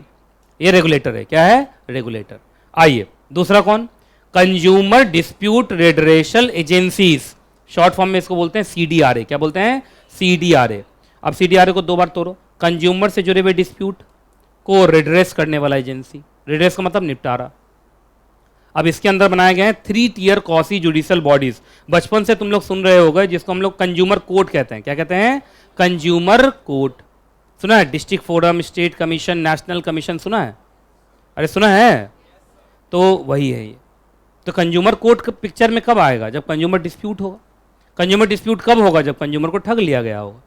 अच्छा बताइए, बिना मतलब कोई डिस्प्यूट करता है दुनिया में? जैसे मैं किसी की दुकान में गया, 3 रुपया दिया, बिस्किट का डब्बा दिया, फिर भी उसको 2 थप्पड़ मार दिया, ये कोई मतलब है क्या? लेकिन 3 रुपया दिया, बिस्किट का डब्बा नहीं दिया, या बिस्किट का डब्बा दिया तो देखा 4 बिस्किट तो चूहा खा चुका है, तब मैं क्या करूंगा? डिस्प्यूट करूंगा। अब डिस्प्यूट या तो जल्दी मान ले तो रिजॉल्व हो जाएगा, नहीं मानेगा तो फिर कहाँ केस आएगा? बोलो सीडीआरए। बोलो फुल फॉर्म बोलो, consumer dispute redressal agencies. Number 3, consumer mediation cell. Consumer mediation cell. अब ये बहुत बार आप देखते हैं लोग कोर्ट वोट में जाना नहीं चाहते, है ना, तो लोग मेडिएशन से भी अपने झगड़े को सुलझाते हैं, है कि नहीं। तो मेडिएशन का भी रास्ता खोला गया, इसलिए नया एक्ट है। नए एक्ट ने लगभग सब रास्ता दे दिया है कि अगर आपको कोई भी डिस्प्यूट हो तो बहुत सारे रास्ते हैं। आप सीसीपीए के पास जा सकते हैं, आप सीडीआरए में जा सकते हैं, और आप मेडिएशन के थ्रू भी अपने झगड़े सुलझा सकते हैं। तो इस बार का जो एक्ट है, जो नया एक्ट है, ये बहुत बढ़िया बैलेंस्ड एक्ट है, कंज्यूमर के लिए बहुत ही बढ़िया है। देखो आजकल के जितने भी एक्ट बनते हैं फ्लेक्सिबल बनते हैं, सब में कौसी जुडिशियल बॉडी डाल देगा, रेगुलेटर डाल देगा, तो डिस्ट्रिक्ट कोर्ट हाई कोर्ट वाला कहानी होता ही नहीं है। क्लियर है? तो तुम्हें एक पूरा स्कीम समझ में आया कोपरा का? तो जल्दी बताइए, एक बार बताओ कोपरा, जल्दी जल्दी बताइए कोपरा का क्या काम है? तो सर कंज्यूमर के राइट्स को प्रोटेक्ट करना। कैसे प्रोटेक्ट करता है? तो दो अप्रोच हैं। एक तो प्रोएक्टिव अप्रोच है जिसके अंदर वो सोचता है कि कंज्यूमर को इतना एजुकेट कर दो कि वो ठगे ही ना जाएं। तो इसके लिए कंज्यूमर एजुकेशन जरूरी है। क्या जरूरी है? Consumer education, consumer awareness. ये कौन फैलाता है? Consumer protection council. लेकिन मान लीजिए अवेयरनेस फैलाने के बावजूद भी दुनिया में बहुत सारे लोग ऐसे हैं, समझा दो फिर भी नहीं समझता है, फिर भी ठगा जाता है। और जब फिर भी ठगा जाता है तो उसके लिए फिर आपको 3 अथॉरिटीज मिलेंगे। बोलो कौन कौन? सीसीपीए रेगुलेटर है, वहां कंप्लेंट दाखिल कर दो। दूसरा सीडीआरए है, आप केस लेके जाओ, केस एडजुडिकेट होगा। क्या होगा? एडजुडिकेट होगा, चूंकि कौसी जुडिशियल बॉडीज हैं।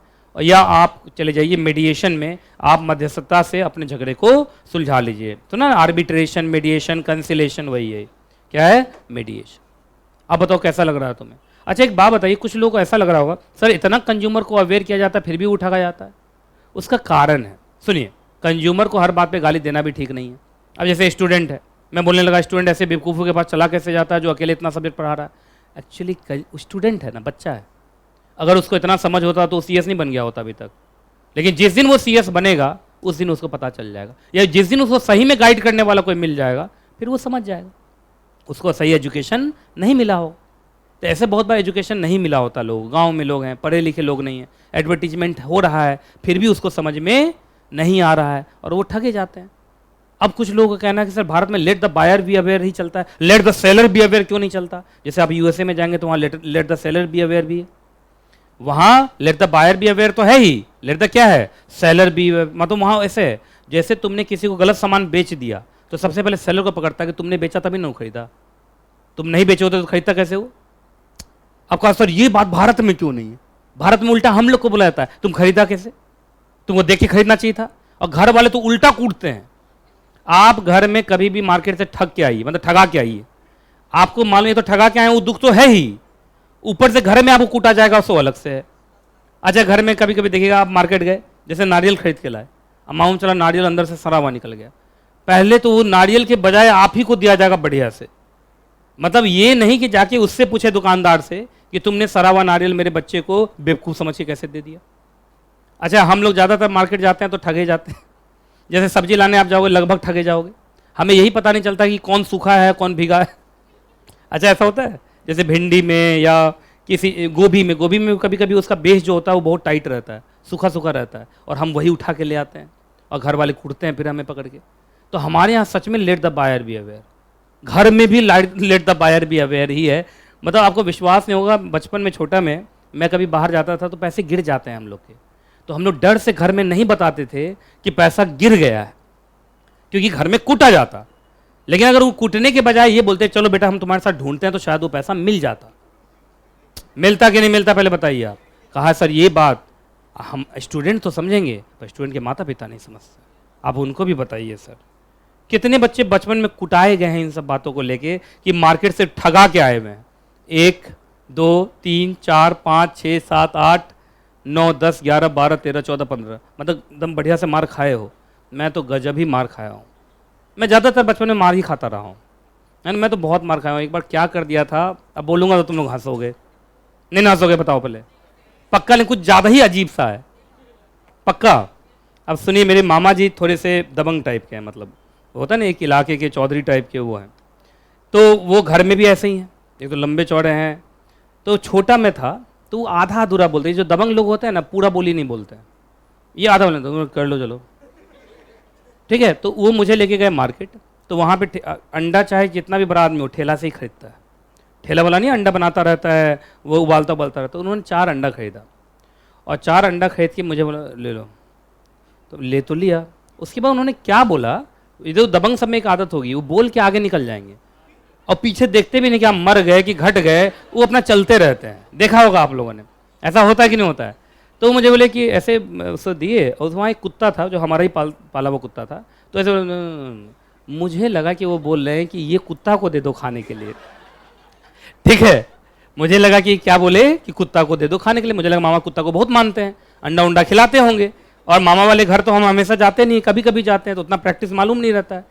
तो मैंने रोड पे ही कुत्ता को खिलाया, कुत्ता ना खाए, जबरदस्ती खिलाया। लोग सभी देखने लगा, भाई कुत्ता को खिला रहा है। आज से 10-15 साल पहले की बात है, 20 साल पहले की बात है। उस समय भाई कुत्ता कोई अंडा 4 अंडा खिलाया जा रहा है, और कुत्ता एकदम सूंघ के छोड़ दे, खाए ही ना।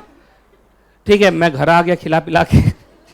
उसके बाद मामा बोले कि अंडा कहाँ है? अब तो मेरी हालत बस, मैं तो क्या करके आया हूँ, अंडा खिला के आया हूँ। आपको विश्वास नहीं होगा, वो दिन और आज का दिन मुझे चिढ़ाते हैं, मुझे घोंचू बोलते हैं। क्या बोलते हैं? घोंचू। कि घोंचू घोंचू ही रह गया। इस बार मेरी सिस्टर की शादी थी, उसमें भी आए, लिफ्ट में बोल के घोंचू। मैंने कहा ठीक है, मेरे स्टूडेंट के सामने नहीं बोले, किसी स्टूडेंट के सामने बोल देते, जरा घोंचू को बुलाओ। तो मेरा स्टूडेंट कहाँ है? कौन है भाई घोंचू? है कि नहीं? आप? अच्छा, यहाँ खुलेआम बोले, हाँ आप हैं। तो ऐसी ऐसी चीज़ें होती हैं कि नहीं होती हैं? तो बहुत बार हम नहीं समझ पाते, लैंग्वेज नहीं समझ पाते, तो हमारे अवेयरनेस में थोड़ी सी कमी रह जाती है। तो ऊपर से देखिए, भारत में आप स्ट्रिक्ट नहीं कर पाएंगे। क्यों नहीं कर पाएंगे? सोच रहे हैं आप सेलर को तंग करोगे। जैसे सेलर को आपने बोला कि तुम गलत सामान बेचे ही क्यों, तो ठीक है, सेलर कहेगा अगले बार से हम स्टैंडर्ड सामान बेचेंगे। पर जब सेलर स्टैंडर्ड सामान बेचेगा तो हमारा पॉपुलेशन स्टैंडर्ड तो है नहीं। हमारे पॉपुलेशन में हर तरीके के लोग हैं, बहुत गरीब भी हैं, मीडियम क्लास भी हैं, और सुपर रिच भी हैं, रिच भी हैं। तो सुनिए, जब वो स्टैंडर्ड सामान बेचेगा, रिच तो खरीद पाएगा, सुपर रिच तो खरीद पाएगा, मीडियम क्लास तक खरीद पाएगा, लेकिन क्या पुअर खरीद पाएगा? आपको विश्वास नहीं होगा, आप मार्केट में जाइए, तो खैर लक्ष्मी नगर बीच बीच का जगह है, लेकिन थोड़ा और नीचे के स्टैंडर्ड में जाइए, वहाँ पे चावल 10 रुपये वाला भी है, 30 रुपये वाला भी है, 40 रुपये वाला भी है, और 300 रुपये किलो वाला भी है जी। लेकिन जब आप सेलर को तंग करेंगे तो क्या करेगा मालूम है? वो 10 रुपये वाला चावल, 40 रुपये वाला चावल, 60 रुपये वाला चावल बंद कर देगा, सिर्फ 300 रुपये वाला चावल बेचेगा, ये डर के कि भाई मेरे पर कुछ ना आ जाए। लेकिन जब वो 300 रुपये वाला चावल बेचेगा, गरीब खरीद नहीं पाएगा, गरीब मर जाएगा कि नहीं मर जाएगा, बताइए। तो इस देश में तुम सोचोगे कि यूएसए का कॉन्सेप्ट चले, तो ये ठीक नहीं है। तो इसलिए आप सेलर को ज़्यादा तंग नहीं कर सकते। सेलर तो देखो हर तरीके का सामान, यहाँ आप किसी दुकान में जाइए तो पार्ले जी भी है, पार्ला जी भी है। पार्ला जी 3.5 रुपये का है, पार्ले जी 5 रुपये का। स्टैंडर्ड आदमी पार्ले जी ही खरीदेगा, और जो थोड़ा सा सब स्टैंडर्ड है वो पार्ला जी से भी काम चला लेता है ना। बिस्लेरी भी पानी है, बिस्लेरा भी है, बिलसेरी, यस, तो डेली पीता है बिलसेरी, है ना। बिलसेरी भी है। तो देखिए, बिलसेरी 10 रुपये में भी मिल जाता है, पर बिस्लेरी थोड़ा स्टैंडर्ड दाम में आता है। तो देखिए भाई, हर तरीके की चीज़ें हैं। अगर आप यहाँ जिद करोगे कि let the seller be aware, तो बड़ा मुश्किल हो जाएगा। तो इसलिए let the seller be aware India में चलता नहीं है, let the buyer be aware चलता है। लेकिन उसको भी बैलेंस करने के लिए कंज्यूमर प्रोटेक्शन एक्ट है। ठगोगे तो भाई छोड़े नहीं जाओगे, इतना तो है, इतना तो है। अब सुनिए, अब हम लाइन बाय लाइन शुरू करें, उससे पहले इसका ना इंट्रो पढ़ते हैं। मुझे लगता है तुम्हें ये जरूर पढ़ना चाहिए, 3 लाइन जोर जोर से, चिल्ला चिल्ला के।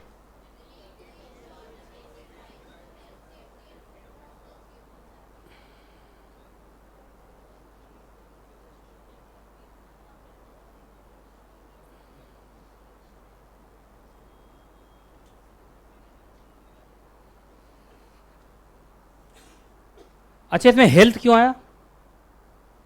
क्यों? कंज्यूमर कंज्यूम करेगा तो आप मिलावटी चीजें आप बेचोगे, और ये कोई मिलावटी चीजें खरीदेगा तो उसका हेल्थ खराब नहीं होगा? तो फिर चलिए, कंज्यूमर प्रोटेक्शन एक्ट 2019, सबसे पहले बताइए, इससे पहले कौन सा एक्ट चल रहा था भारत में? बोलो।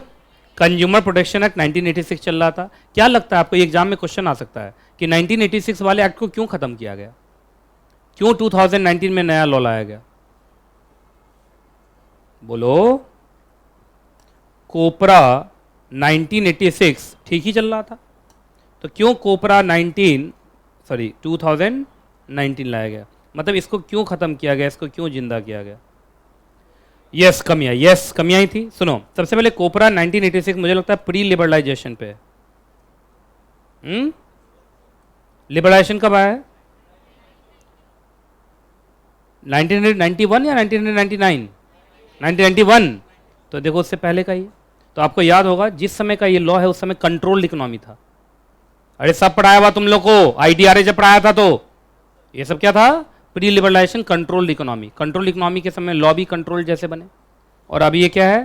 Post liberalisation. तो ये थोड़ा सा लिबरल है, लिबरल होगा तभी इकोनॉमी ग्रो करेगा, बताया था तुम लोग।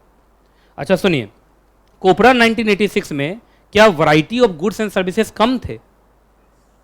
जब ये कोबरा 1986 बनाया गया होगा तो क्या variety of goods and services market में थोड़े कम थे क्या? बोलो। तो उस समय लेस वैरायटी ऑफ, बोलो, गुड्स या सर्विसेज। लेकिन आजकल, आजकल बताओ, हाँ, वेरी वाइड वैरायटी ऑफ, बोलो, गुड्स एंड सर्विसेज। अब एग्जांपल दे रहा हूं। अच्छा, वाइड वैरायटी होने की वजह से क्या नए चैलेंजेज आए? जैसे एग्जांपल दे रहा हूं, सुनिए, पुराने ज़माने में ऑनलाइन तो कुछ होता नहीं था, अब आजकल ऑनलाइन होने लगा। अच्छा, पहले जो फ्रॉड होते थे दुकान पे होते थे, आजकल वेबसाइट पे फ्रॉड हो रहे हैं, ऐप पे होने लगे। वेबसाइट भी पुरानी बातें हो गई मुझे लग रहा है। आजकल तो फ्रॉड कहाँ हो रहे हैं? ऐप पे हो रहे हैं। अच्छा, हो रहे हैं कि नहीं हो रहे हैं? आप बताइए। अब चीज़ें इलेक्ट्रॉनिक हो गई, ई कॉमर्स हो गया। पहले क्या था? सिर्फ कॉमर्स, अब क्या है? E commerce. तो क्या उस हिसाब से लॉ को भी अपडेट होना पड़ेगा? अच्छा, तुम्हें क्या लगता है, कॉमर्स और ई कॉमर्स में ऑल्ट्रेशन अमेंडमेंट है या रिप्लेसमेंट जैसा हो गया है? रिप्लेसमेंट जैसा हो गया है। काफ़ी चीज़ें आज देखिए, जितना फेस टू फेस क्लासेस चलती हैं, लगभग उतनी क्लासेस ऑनलाइन भी चलती है कि नहीं? आज देखिए, अभी बहुत सारा बच्चा ऑनलाइन देख रहा है ना मेरा। तो आप बताइए, चीज़ें वैरायटी बदलती जा रही हैं, चीज़ें बढ़ती जा रही हैं। अब उसके हिसाब से आपको फ्लेक्सिबल लॉ बनाना पड़ेगा जो तुरंत तुरंत चेंज हो सके। तुरंत तुरंत क्या हो सके? चेंज हो सके। तुरंत तुरंत तो चेंज वो करेगा जिसको मालूम होगा। तो रेगुलेटर की जरूरत है। पहले कोपरा में कोई रेगुलेटर नहीं था, पहले मंत्रालय खुद देखता था। अब खुद मंत्रालय देखेगा तो तुम जानते हो क्या हालत रहेगा। जैसे जब तक कैपिटल मार्केट को खुद मिनिस्ट्री ऑफ फाइनेंस देखा, फ्रॉड होते रहे। जब से सेबी आया, ठीक हो गया। ऐसे ही देखिए यहाँ पे भी किया गया। पहले कोई रेगुलेटर नहीं था, अब रेगुलेटर है। पहले का लॉ थोड़ा सा स्टैटिक सा था, चेंज नहीं होता था जल्दी। अब क्या है? डायनेमिक सा है, फ्लेक्सिबल सा है। क्योंकि देखिए, बिजनेस वर्ल्ड के लिए तो है कंज्यूमर प्रोटेक्शन एक्ट, और बिजनेस वर्ल्ड चूंकि काफ़ी डायनेमिक हो चुका है, तो मुझे लगता है लॉ भी डायनेमिक होना चाहिए।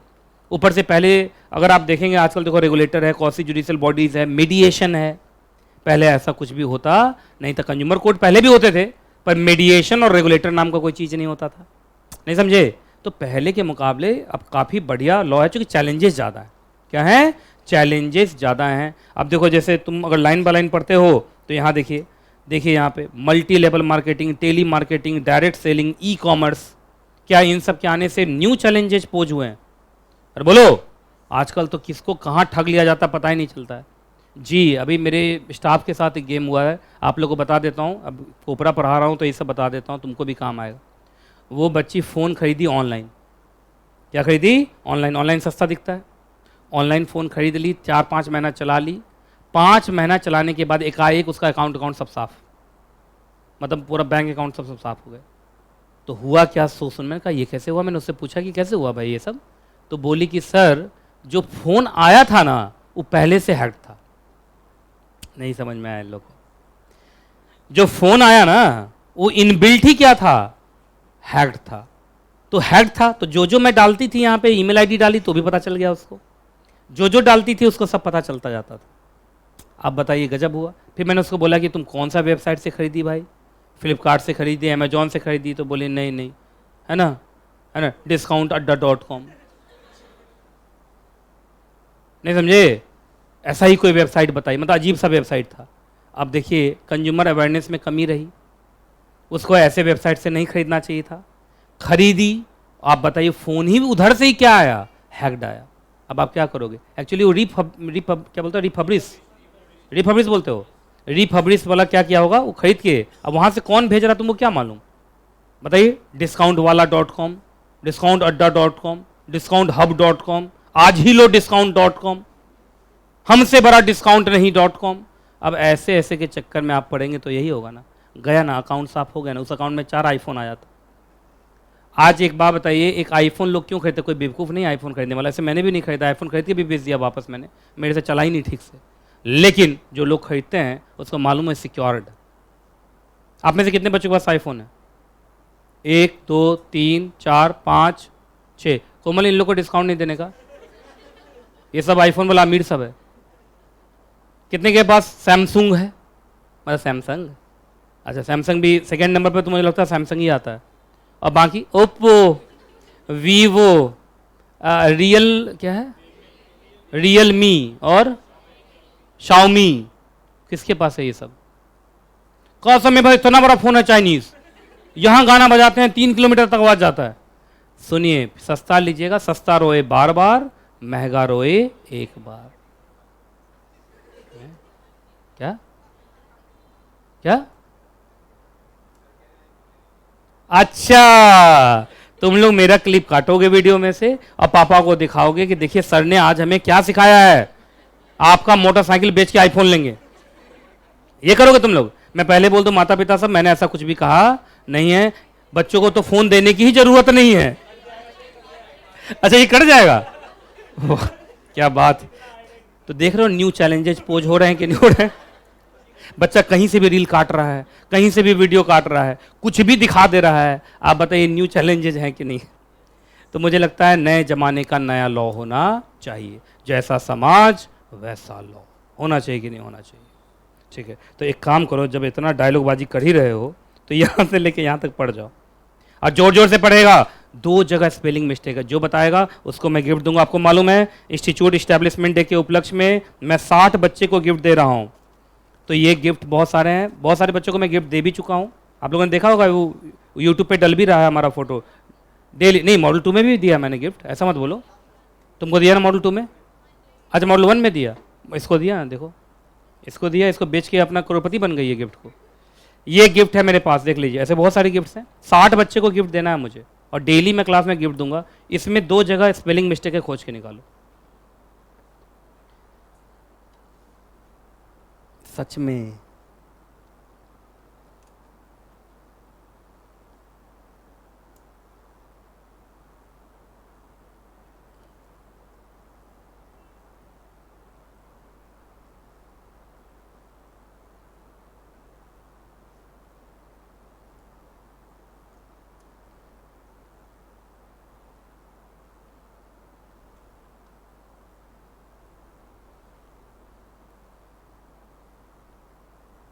जो वर्ड टफ थे उसका मैंने इंग्लिश में सिनोनिम्स भी लिख दिया।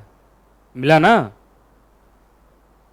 एक था मेरिड, था ना, अनकाउंटेबल सॉरी, और दूसरा एक्सटेंट, प्रेजेंट, सब दे दिया।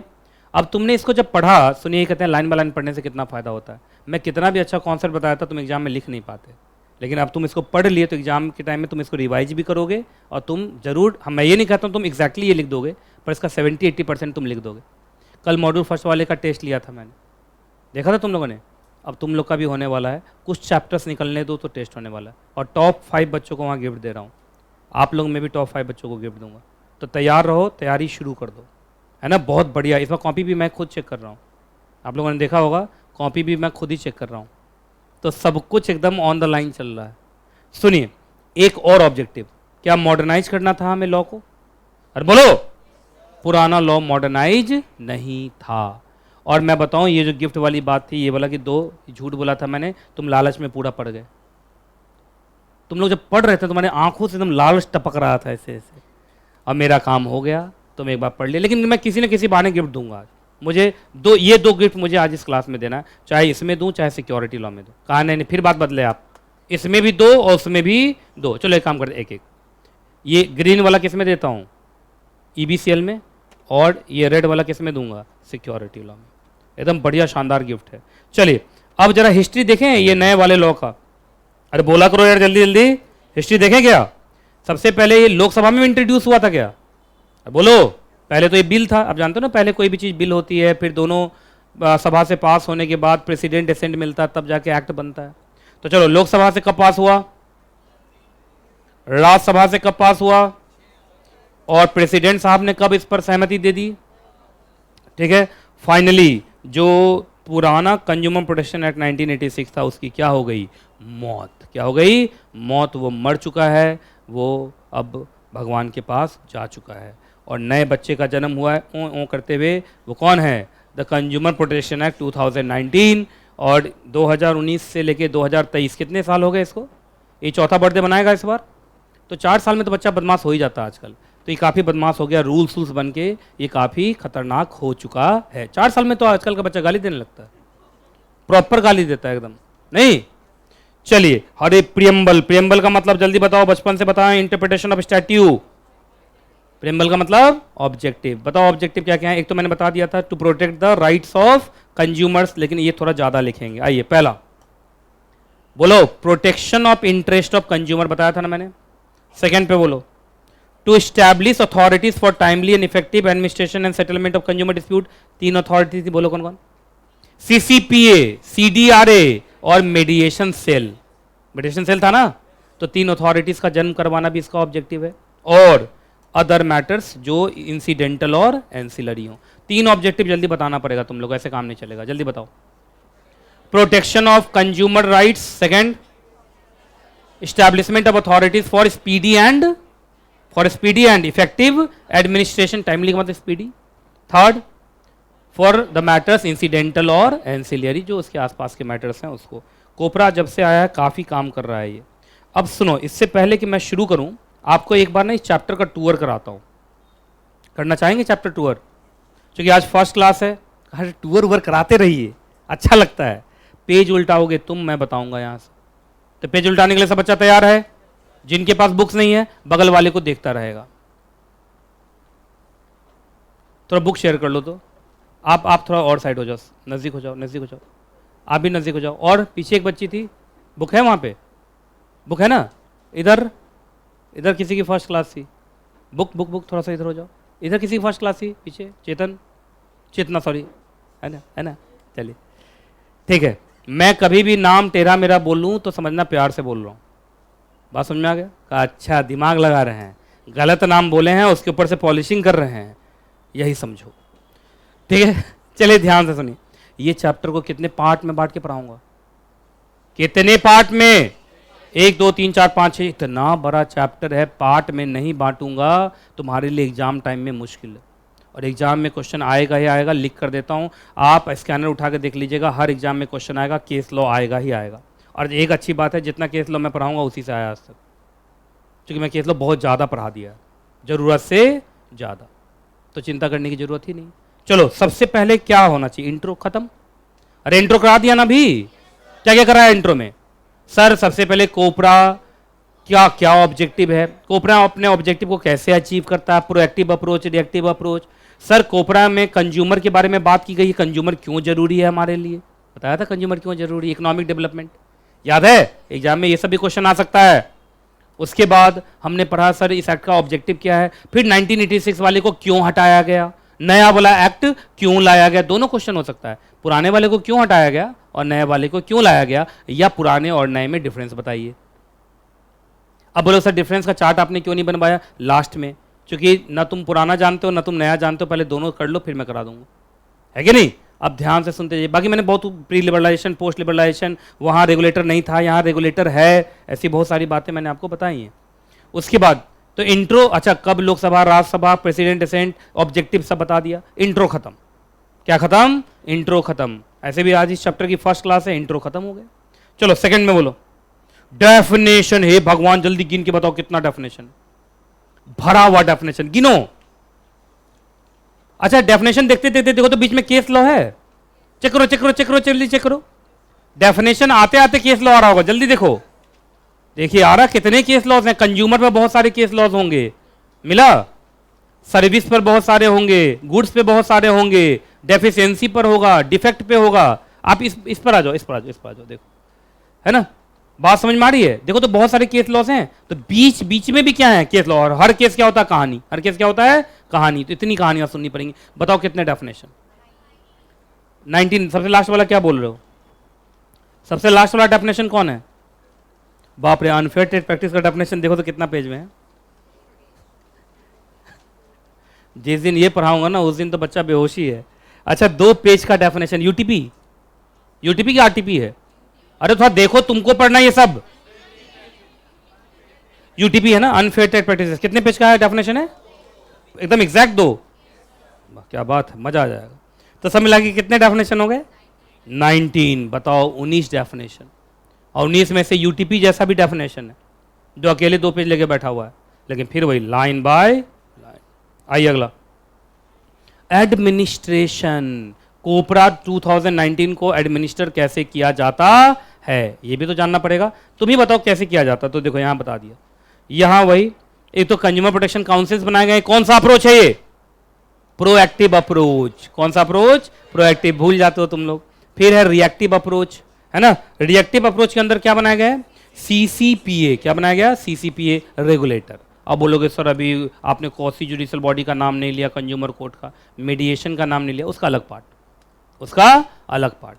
आइए उसके बाद हम कहां जाएंगे जल्दी बताओ? रिड्रेसल। रिड्रेसल का मतलब विवादों का निपटारा करना। बताओ तो विवादों को निपटारा करने वाला कौन कौन है? एडजुडिकेशन। एक प्रोसेस क्या होता है? एडजुडिकेशन किसके थ्रू कराओगे?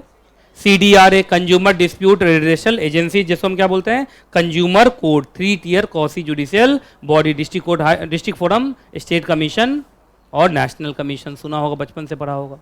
और एक मीडिएशन भी तो है। क्या झगड़े को मीडिएशन के थ्रू सुलझाया नहीं जा सकता? जरूरी है कि हम कौसी जुडिशियल बॉडी में जाएं, कोर्ट में जाएं ना। आप चाहें तो आर्बिट्रेशन मीडिएशन से भी झगड़ा सुलझा सकते हैं। समझ में आ रहा है कैसे कैसे बांटा है मैंने इस चैप्टर को? इसके बाद अगला एक प्रोडक्ट लायबिलिटी। पेज उल्टाओ, पेज उल्टाओ, पेज उल्टाओ जल्दी। बताओ तो प्रोडक्ट लायबिलिटी कितने पेज का? जल्दी। 1 एंड कुछ कुछ ना। चलिए 1 एंड 1.25 है। चलो लास्ट में है भगवान केस लॉस। अच्छा केस लॉ को मैंने केस लॉ नहीं बोला, एडिशनल केस लॉ बोला। क्यों? क्योंकि बीच में भी बहुत सारे थे। और केस लॉ जरा देखिए, मजा आएगा तुमको। केस लॉ में जरा देखो, देखो जल्दी देखो, मैंने उसको बांट रखा है। पहले देखिए तो नॉर्मल वाला है, फिर कौन से केसेस हैं? Medical cases. उसके बाद कौन से केसेस? Insurance cases. उसके बाद कौन से केसेस? Transportation cases. उसके बाद कौन से केसेस? Post office cases. उसके बाद कौन से केसेस? Educational cases. मतलब केस लॉ कितने पेज में है? सब मिलेगा 5। मतलब बताइए 5 पेज केस लॉ, ये एडिशनल है। और जब डेफिनेशन कराता रहूंगा तो अलग से है। तो आप समझ लीजिए कि कितने केस लॉ, लगभग 50 के आसपास केस लॉ पढ़ाऊंगा। अब 50 में लगभग आपका एग्जाम में 50 पढ़ाऊंगा तो मैच नहीं करेगा यार। मैच कैसे करता? ज्यादा पढ़ाओ मैच करेगा, कम पढ़ाओगे मैच नहीं करेगा। सिंपल सा इक्वेशन है दुनिया में, तुम्हारे लिए भी है, मेरे लिए नहीं। तुम ज्यादा पढ़ोगे एग्जाम में मैच करेगा, नहीं पढ़ोगे नहीं मैच करेगा। तो इसलिए याद रखिएगा, खूब ज्यादा पढ़ेंगे हम लोग। चलेगा ना? कितने पार्ट में? 6। अब चलो ये 6 जो बता दिया मुझे, उसी को गिफ्ट मिलेगा। क्योंकि देखिए चैप्टर 2 और बहुत जरूरी है। एक आदमी को पता होना चाहिए कि हमें इस चैप्टर में क्या क्या जानना है। तो सब मिला के ये चैप्टर कितने पार्ट में? 6। अब 6 पार्ट का तुम्हें नाम लेना पड़ेगा। मैं 1 मिनट का टाइम दे रहा हूं, रिवाइज कर लो। किसी से भी पूछूंगा, जो बताया उसका ये गिफ्ट हो गया। आज वो यहां से अरबपति बन के जाएगा।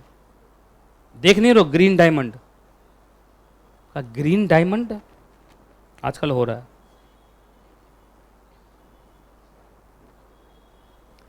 सब अच्छा बोला, ऊपर पर बोला कि नीचे वाला भी? सब पूरा ये चार्ट जो दिख रहा है, एकदम नागिन की तरफ फोटो खींच लो इसका दिमाग में।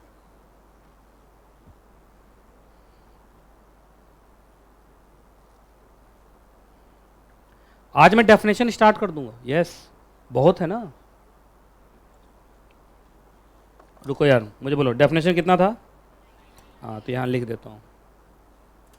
19 में से तुम्हारा आज 1 करा दूंगा, कितने बच जाएंगे? 18।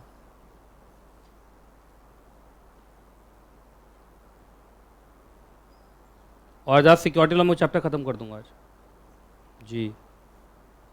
मैंने बोला था मॉड्यूल सेकंड थोड़ा स्पीड चलता है।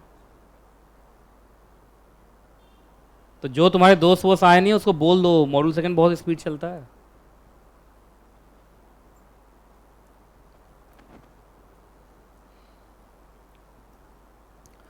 ऑनलाइन वाले बच्चे ये 6 पॉइंट लिखो, और जब तुम लिख लो तो अपने पैसे से गिफ्ट खरीद के ले लेना।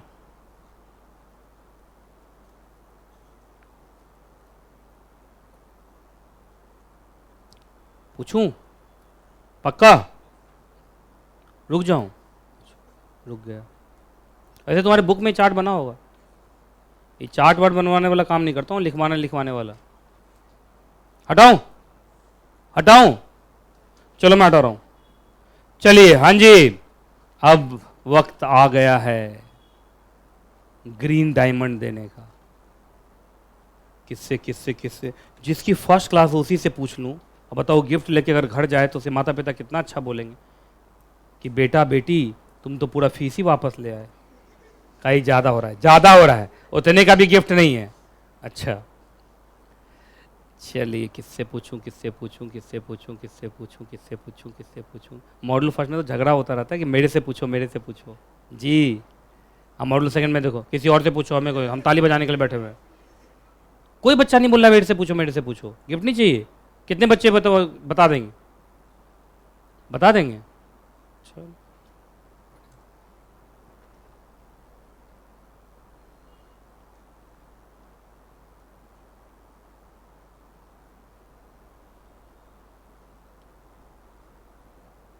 चलिए वो बच्ची, हाँ जी, नाम बताइए। हाँ तुम बच्ची ही हो? हैं? को बोले कौन? मैं? हाँ तुम? कौन तुम?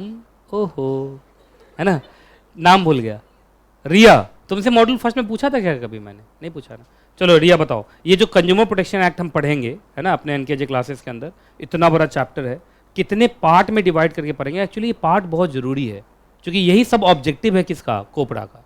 तो आपको ये पूरा बताना अच्छे से, थोड़ा जोर से बताएंगे। सारे बच्चे का क्या होगा? रिवीजन। ऑनलाइन वाले बच्चे प्लीज़ लिखिए 6 का 6 पॉइंट जी।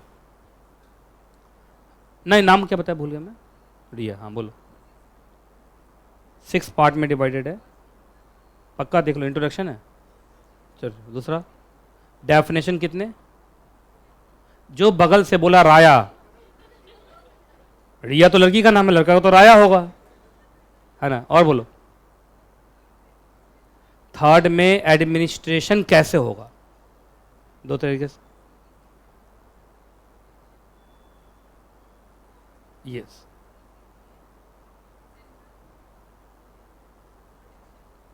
आराम से तुम्हारा गया गिफ्ट गया हाथ से। फिर से सीसीपीए। दूसरे लोग तैयार हैं, जल्दी बैठाइए, हमें उठाइए। हाँ, सीसीपीए का फुल फॉर्म? हाँ बोल दी। हाँ हाँ, रिड्रेसल। हाँ हाँ हाँ, एडजुडिकेशन थ्रू सीडीआरए, है ना। और मीडिएशन, ठीक है। और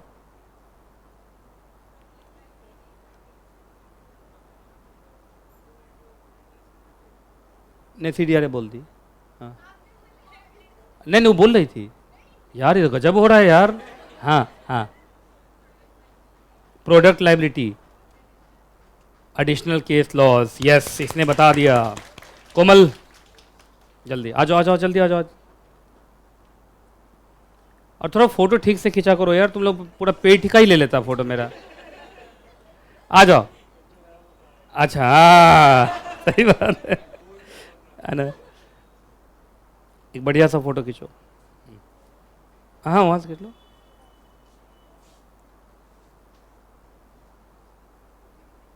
जल्दी, मुस्कुराते मुस्कुराते मुंह।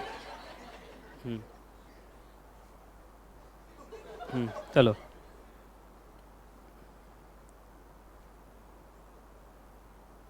चलिए, कॉन्ग्रेचुलेशन। एक्चुअली मैं आपको बताऊं, ये गिफ्ट का इंट्रिंसिक वैल्यू मैंने बताया था कुछ नहीं होता। इंपॉर्टेंट ये होता है क्लास में मिला, टीचर से मिला, ये बहुत इंपॉर्टेंट है। आपको विश्वास नहीं होगा, मैं अभी भी देखता हूँ जब ये फ़ोटोज़ यूट्यूब पे या इंस्टाग्राम पर जाते हैं तो बहुत सारे बच्चे उससे मोटिवेट होते हैं और लोगों को अच्छा लगता है, लोग लाइक भी करते हैं, मैं देखता हूँ। तो ये अच्छी बात है और हमेशा कोशिश कीजिए कि आप भी इसमें पार्टिसिपेट करें। 60 बच्चे को मैं गिफ्ट दे रहा हूँ as a part of institute establishment day, और 60 में से मुझे लगता है लगभग 15 मैंने बांट दिए होंगे अभी तक, लगभग किसी न किसी इवेंट के नाम पे, है ना। तो अभी काफ़ी बचा हुआ है। अच्छा, इंपॉर्टेंट डेफिनेशन कितना करने वाले, हे भगवान। हमारा इसमें से कंप्लीट कौन हुआ? जल्दी बताओ, जोर से जोर से जोर से जोर से। सर अभी इंट्रो कंप्लीट हुआ है, हम क्या स्टार्ट करेंगे सर? डेफिनेशन स्टार्ट करेंगे। अच्छा, मैं पहले डेफिनेशन स्टार्ट करूं या पहले एडमिनिस्ट्रेशन स्टार्ट करूं? एक्चुअली सुनो सुनो सुनो, मैं डेफिनेशन चाहता हूं कि डेफिनेशन और केस लॉ दोनों मैच करता है एक दूसरे से। तो मैं सोचता हूं जब मैं एडिशनल केस लॉ पे आऊं तब मैं डेफिनेशन पकड़ूं, तो ये सब चीज़ें तो थ्योरेटिकल हैं, ये सब तो पहले कर सकते हैं। प्रोडक्ट लायबिलिटी भी बाद में करेंगे, लेकिन जानते हो क्यों? मैं बताऊं क्यों ऐसा। पहले डेफिनेशन करोगे तो जब जब केस लॉस पे आओगे तो डेफिनेशन भूल चुके होगे।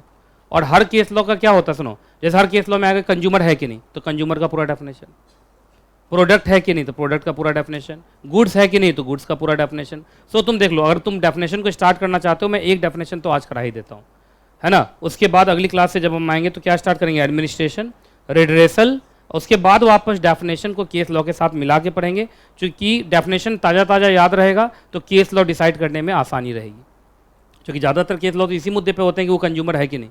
अब कंज्यूमर है कि नहीं वो किस पर डिपेंड करेगा, कंज्यूमर का डेफिनेशन सेटिस्फाई हो रहा है कि नहीं। तो मैं पहले चलो एक डेफिनेशन तो करा देता हूँ 19 में से एक, जैसे कि अगली क्लास के लिए कम से कम इवन नंबर हो। मैं बताऊँ कौन सा डेफिनेशन कराने का मन है मेरा?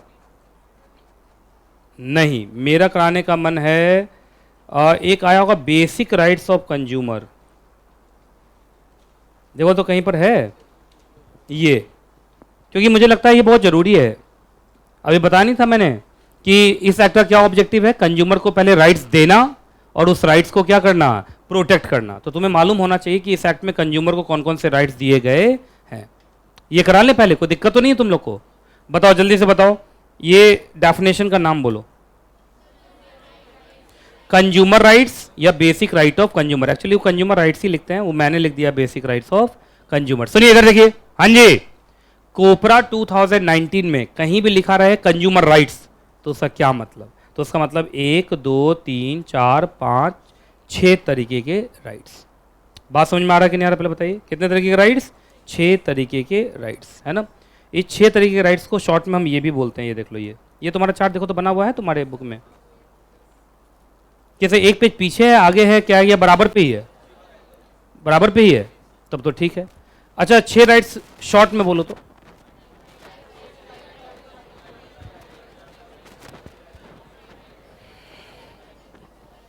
मुझे लगता है ये वाला पार्ट ना शायद सिविक्स में पढ़ाया जाता है, 9 10 है बिजनेस स्टडीज में नहीं, मैंने बचपन में सिविक्स में भी पढ़ा है। 9th 10th का कोई सिविक्स नहीं, हिस्ट्री सिविक्स ज्योग्राफी होता था 3 पार्ट में। तो हाँ इकोनॉमिक्स में ही पढ़ाया गया होगा, मैं 9 10th की बात कर रहा हूँ। तुम लोग तो सीधा 11 से शुरू हुए हो पढ़ाई ना, 9 10 तो पढ़े नहीं हो। अरे 9 10th में सिविक्स पढ़ाया जाता है, वहीं से अलग नहीं होता, हिस्ट्री अलग सिविक्स अलग ज्योग्राफी, ये 3 होता है, हिस्ट्री सिविक्स एंड ज्योग्राफी। तो उसमें सिविक्स में ये बचपन में मैंने पढ़ा था। खैर तुम लोग को याद नहीं होगा, तुम लोग तो उस दिन स्कूल ही नहीं गए होगे, है ना। तो सुनिए, कंज्यूमर के 6 राइट्स हैं। कितने राइट्स हैं? 6। और एक्चुअली ये 6 ही हैं या 6 से ज़्यादा भी हो सकते हैं। अब मैं देखता हूँ तुम लोग को जो नॉलेज मॉड्यूल फर्स्ट में दिया तुम वो यूज़ करते हो कि नहीं। अरे वाह समझदार है सरकार, डेफिनेशन इंक्लूसिव है सर। इसका मतलब यही 6 होंगे या 6 को बढ़ाया भी जा सकता है? बढ़ाया भी जा सकता है। अच्छा लेकिन मीन्स होता तो 6 ही होते। मीन्स क्या होता है? एग्जॉस्टिव। इंक्लूसिव कौन होता है? इंक्लूड्स। इंक्लूड्स होता है इंक्लूसिव, मतलब ये 6 तो हैं ही, 6 के अलावा भी और बहुत सारे राइट्स हो सकते हैं। ये राइट्स कहाँ दिखाए गए हैं? Section 2 clause 9। सेक्शन 2 के साथ सब सेक्शन नहीं बोलते हैं, क्या बोलते हैं? क्लॉज। Section 2 clause 9। शुरू करें, चलो अभी ये राइट्स एक एक करके पढ़ते हैं। एज ए कंज्यूमर हमारे क्या क्या राइट्स हैं। पहला, सबसे पहला है the right to be protected against marketing of that goods and services which are hazardous to life and property. जैसे मैंने टिक लगाया ऐसे टिक लगाया करो, तो याद करना आसान रहेगा एग्जाम के टाइम में। तो 2 बार रुक के बोलना है। बताओ, the right to be protected against marketing of those goods and services which are hazardous to life and property. Hazardous का मतलब डेंजरस, है ना। तो डेंजरस वर्ड थोड़ा डेंजरस जैसा बोला करो तुम लोग, है ना। डेंजरस ऐसा लग रहा है अब अच्छा चीज है, डेंजरस बोलो। लड़कियों का तो भारी आवाज ही नहीं निकल रहा है ना। बोलो डेंजरस। अच्छा एग्जाम में ऐसे लिखते the right to protection against marketing of goods which dangerous. सब भाग गए, आतंकवादी हमला हुआ है भाई, है ना। चलिए अच्छा एक बात बताइए, क्या ऐसी गुड्स और सर्विसेज जो मार्केट में ऑफर की जा रही हैं जो लगता है कि अगर हमने वो खरीद लिया या सर्विस हमने अवेल कर लिया था ना, गुड्स के साथ बोलेंगे परचेज और सर्विस के साथ बोलेंगे अवेल, तो वो शायद हमारे लाइफ या प्रॉपर्टी के लिए क्या हो सकती हैं? डेंजरस, हजार्डस हो सकती हैं। तो क्या उस केस में ऐसी गुड्स की मार्केटिंग को रुकवाना हमारा हक है?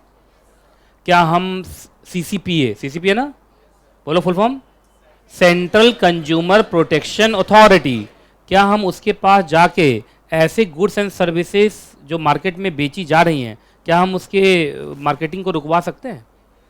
जैसे हम सीसीपीए में गए, कहे सर ये एक अजीब तरीका का खिलौना बिक रहा है सर, चाइनीज खिलौना है, बच्चा खिलौना से खेल रहा है, चाट रहा है, बच्चा तो कुछ भी करता है, खिलौना चाटने लगता है, और सर बच्चे की डेथ हो रही है, तो क्या उसको सीसीपीए ऑर्डर पास करेगा कि आज के बाद ये डिसकंटिन्यू होगा? बोलो। एक समय में हुआ था तुम्हारा मैगी, ये तो तुम लोग को पता ही होगा, तुम लोग का तो मेन फूड ही वही है ना? नेस्ले की मैगी में क्या पाया गया था? देखो इसको मालूम ही नहीं।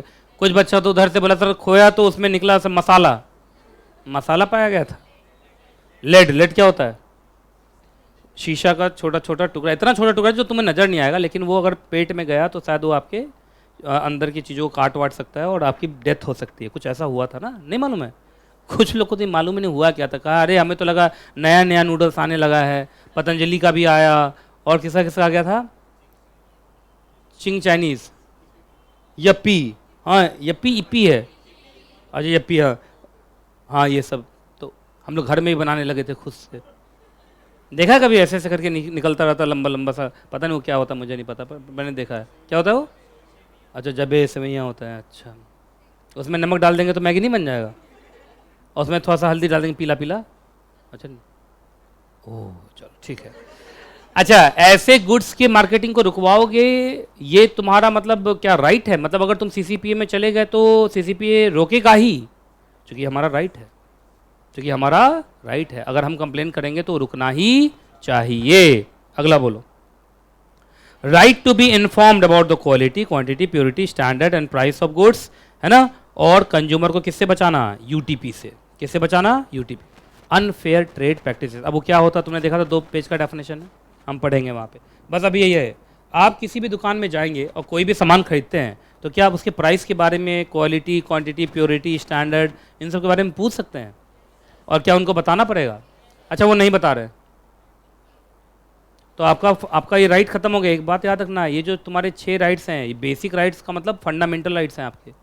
मतलब एज ए कंज्यूमर ये फंडामेंटल राइट है। एज ए कंज्यूमर क्या है? ये फंडामेंटल राइट है। अगर ये राइट आपको कोई नहीं देता है तो इसका मतलब आपके साथ बुरा करता है। आप सीसीपीए में जाके क्या कर दीजिए? आप कंप्लेन कर दीजिए, एक्शन होगा ही होगा, वो आपको बताएगा। अगर आपको नहीं बताता है तो समझ जाइए वो फ्रॉड है। चलिए आगे। आप जानते हैं कहीं कहीं प्योरिटी इंपॉर्टेंट होती है, जैसे घी में क्वांटिटी कम इंपॉर्टेंट है, प्योर, हाँ। उसके बाद तुम्हारा अगला गोल्ड में भी है ना, कितना कैरेट और रेट का नहीं बोलते। चलिए अगला, right to be assured wherever possible access to a variety of goods and services as a competitive price. Access to a variety, इसका मतलब क्या सोचने? इसी का इस्तेमाल करके जो भारतीय महिलाएं सबसे ज़्यादा इसका इस्तेमाल करती हैं और उनको खुद नहीं मालूम है कि वो फंडामेंटल राइट यूज़ कर रही है। जैसे आप दुकान पे गए, ठीक है, जैसे मालूम चला ये दुकान पे गई, दुकान पे जाते बोली कि साड़ी खरीदना है। बेचारा साड़ी तो यहाँ से वहाँ तक लंबा होता होगा पूरा, तो साड़ी 1 निकाला, 2 दिखाया, 3 दिखाया, 4 दिखाया, 5 दिखाया, 6 दिखाया, 7 दिखाया, 8 दिखाया, 9 दिखाया, 15 दिखाया, 20 दिखाया, 25 दिखाया, 30 दिखाया, 30 में अंदर खुद ही दब गई और उसके अंदर से निकल के बाद में बोलती है नहीं लूँगी। ऐसा होता है और लेडीज सब करती है, और करती है कि नहीं करती है? और सुनिए एक बात याद रखिए, ये उनका फंडामेंटल राइट है, लिखा हुआ है क्या लिखा हुआ है? Access to a variety of goods and services.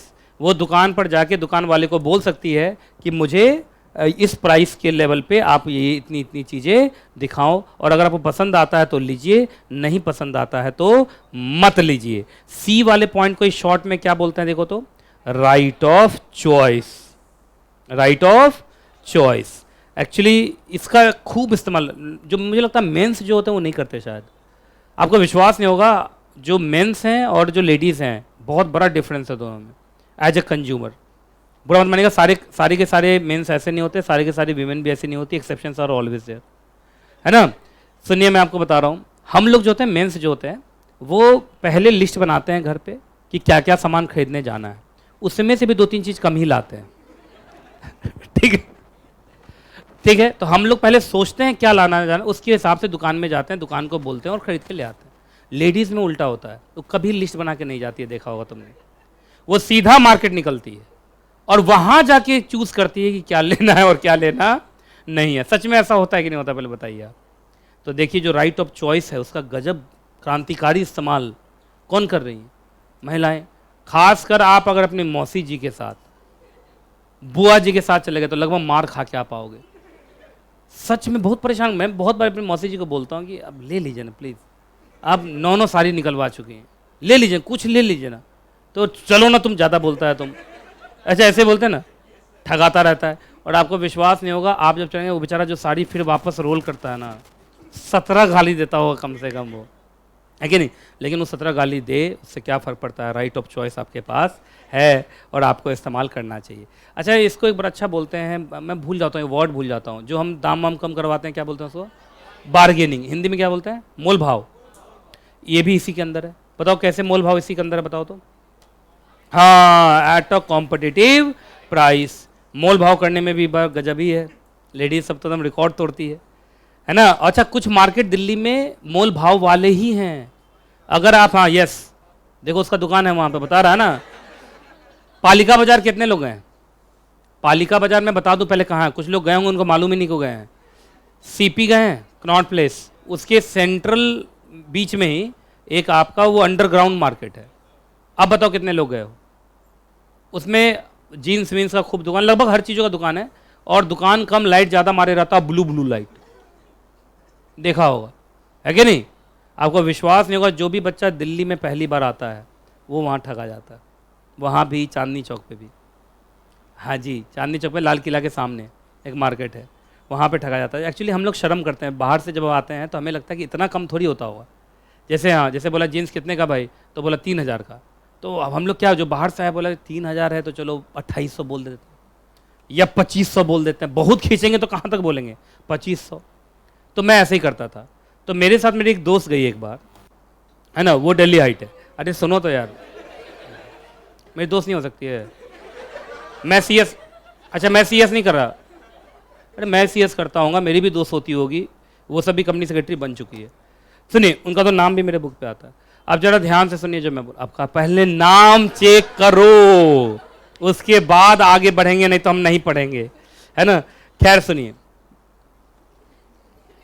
हद हालत है, छोड़ो उस नाम इंपॉर्टेंट नहीं, इंपॉर्टेंट यहाँ है। सुनिए जरा ध्यान से सुनिए जो मैं बोल रहा हूँ, शांति से सुनो जरा ध्यान से। क्या बोल रहा हूँ मैं, कि उनके साथ गया, वो मैं जीन्स ले रहा था, उन्होंने सीधा बोला 3000 को, सीधा बोली 300 में दोगे। मैंने कहा यार ये तो मार पूरा खिलवाएगी मुझे, ठीक है। अच्छा वो शुरू में गुस्सा भी हो जाते हैं, वो बोलेंगे क्या मैडम क्या बात कर रहे हो, पागल उगल हो क्या, 300 रुपये में क्या क्या बात भी क्या कर रहे हो। तो बोले जाओ चलो, वो यहीं किया तो उसको पता है सब कुछ। हम लोग आगे बढ़े, मैं बोल रहा हूँ ले लो ना, ले लो मैं। तो बोले आगे बढ़ के आगे बढ़ने के बाद फिर पीछे से आवाज़ देता है वो लोग, मैम। हाँ एक बार पीछे से आएगा ना, आया उसके बाद बोला कि मैम 500 दे दो। चलो सोचिए 3000 का चीज़ 500 बोला वो, फिर भी ये ना 300 में देना। तो मैम क्या मैम, चलो फिर मैंने बोला दे दो यार 400 रुपये दो ना यार, तुम क्या दिमाग खराब कर रही हो। तब उस 400 रुपया उसको दिलवाया। अब तब बताइए, उस समय की बात है जब मैं स्टूडेंट हुआ करता था, है कि नहीं, बात समझ में आ गई। ऐसा तुम लोग के साथ भी होता होगा, होता है तुम लोग के साथ, तुम हैं, तुम लोग अकेले निकलते हो। 400 का क्या बोले, चलिए खैर। तो मेरा मानना ये फंडामेंटल राइट है, आपको यूज़ करना चाहिए। पता है क्लास में कितने लोग ऐसे हैं जो बार्गेनिंग बहुत अच्छा करते हैं, हैंड रेज करो, गजब का बार्गेनिंग, ऐसे लोग कर ले तो बार्गेनिंग। अच्छा जो लोग बार्गेनिंग करते हैं, अभी मुझे ना सरस्वती पूजा का मार्केटिंग करने जाना है, थोड़ा चलना मेरे साथ तो तुम लोग। अच्छा सरस्वती पूजा से याद आया, आज कौन सा डेट, 26 तारीख को सरस्वती पूजा है। आप सारे के सारे बच्चे इनवाइटेड हैं, क्योंकि सरस्वती पूजा की वजह से वो हमें टेंट वेंट लगाने थोड़ा नहीं देंगे। तो जब ख़त्म हो जाएगा ना 26 जनवरी, मुझे लगता है 10 बजे तक झंडा फहरा दिया जाता है। झंडा कितने बजे तक फहराया जाता है वहाँ, मतलब राजपथ पर से पे है 10, 11, 12 बजे तक मुझे लगता है, फिर थोड़ा सा लीनियंट हो जाता है मार्केट। तो हाँ हम लोग टेंट वेंट लगवाएंगे, और टेंट लगवा के आप लोग को लगभग 1-1:30 बजे बुलाएंगे। तो आप लोग घर में पूजा वूजा करके, सरस्वती माँ का पूजा तो सभी करता होगा, माँ सरस्वती की पूजा, तो वो करके उसके बाद पहले घर पे पूजा कर लेना, उसके बाद आप लोग 1-1:30 बजे आ जाना।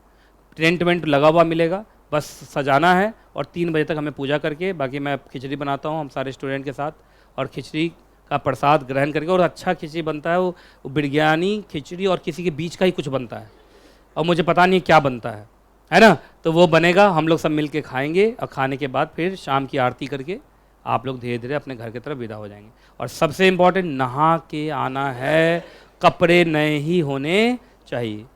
नए कपड़े पहनते हैं ना उस दिन, मतलब नए मतलब खरीदा हुआ नया नहीं, साफ सुथरे मतलब जो कपड़े होते हैं वो पहन के आते हैं। कितने बच्चे आ रहे हो, चूंकि उस हिसाब से मुझे वो खिचड़ी उचड़ी का सोचना है। कितने बच्चे आ रहे, सबको आना है। ऐसे कितने बच्चे आ रहे हो, तुम आओगे उस दिन? अरे बाकी लोग जो हाथ नहीं उठा रहे नहीं आओगे? अरे सरस्वती पूजा में नहीं आओगे, क्या बात करते हो यार? तो आओगे तो उस हिसाब से मॉडल फर्स्ट से भी बहुत बड़े स्टूडेंट हो जाएंगे, यहाँ से भी मुझे लगता है लगभग 100 बच्चों का मैं मान के चलूँ। वो अकेला गिन रहा है कि 3 का तो मैं ही खाऊंगा, और ऊपर से पीजी में रहता हूँ, घर भी लेके जाऊंगा, है कि नहीं? अच्छा हाँ, मतलब कोई बात नहीं है ना। पीजी वाले सबको तो मैं लास्ट में जितना बचता है मैं दे देता हूँ। नहीं सच में, बच्चा सब अपना ले आता, घर में खाता है कम से कम, है ना। और बहुत अच्छा बनाता हूँ, क्योंकि हम लोग रिसर्च करते हैं, पहले तेल डाले कि घी डाले, दोनों का मिक्सर करके देखते हैं क्या निकलता है। हाँ, अजीरा सबसे लास्ट में डालते हैं। हाँ, डीला जा रहे हो और तुम 2 किलोमीटर पहले भागते हैं। हाँ, बाल्टी उल्टी ले आना, ठीक है। चलिए जी, आगे आगे। हाँ, राइट टू बी एश्योर्ड हो गया। अगला, राइट टू बी हर्ड। अच्छा एक बात बताओ, जब तुम सीसीपीए में जाओगे या सीडीआरए में जाओगे या मेडिएशन सेल में जाओगे, तो क्या तुम्हारी बात सुनी जाएगी? अरे बोलो। तो राइट टू बी हर्ड, आपकी बात सुनी जाएगी। और अगर आपकी बात नहीं सुनी जाती है तो इसका मतलब आपके राइट से आपको क्या किया जा रहा है? दूर किया जा रहा है। अगला, राइट टू सीक रेड्रेसल। अगर मार्केट में क्या हो रहा है? आरटीपी। मार्केट में क्या हो रहा है? यूटीपी। मार्केट में कैसी एक्टिविटीज हो रही है? एक्सप्लॉयटेशन हो रहा है। तो इन सबको रोका जाएगा। अगर आप जाके बोलेंगे तो इन सबको रोका जाएगा। चलिए अगला, सबसे लास्ट में यही, राइट टू कंज्यूमर एजुकेशन। जागो ग्राहक जागो, आपको बताया जाएगा। चलो स्पीड में जरा बताओ तो 6 राइट्स का नाम, ये शॉर्ट वाला बोलो तो। Right of safety, right to information, right of choice, right to be heard, right to redressal, right to consumer awareness. चलो आंख मूंद के एक बार बोलो।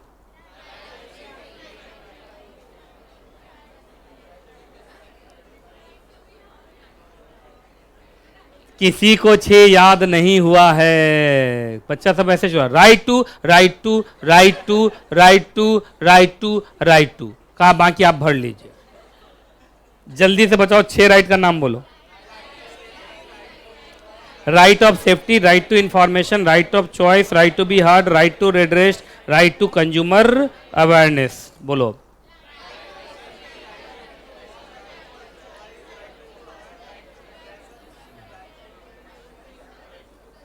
तो सब मिला के कितने?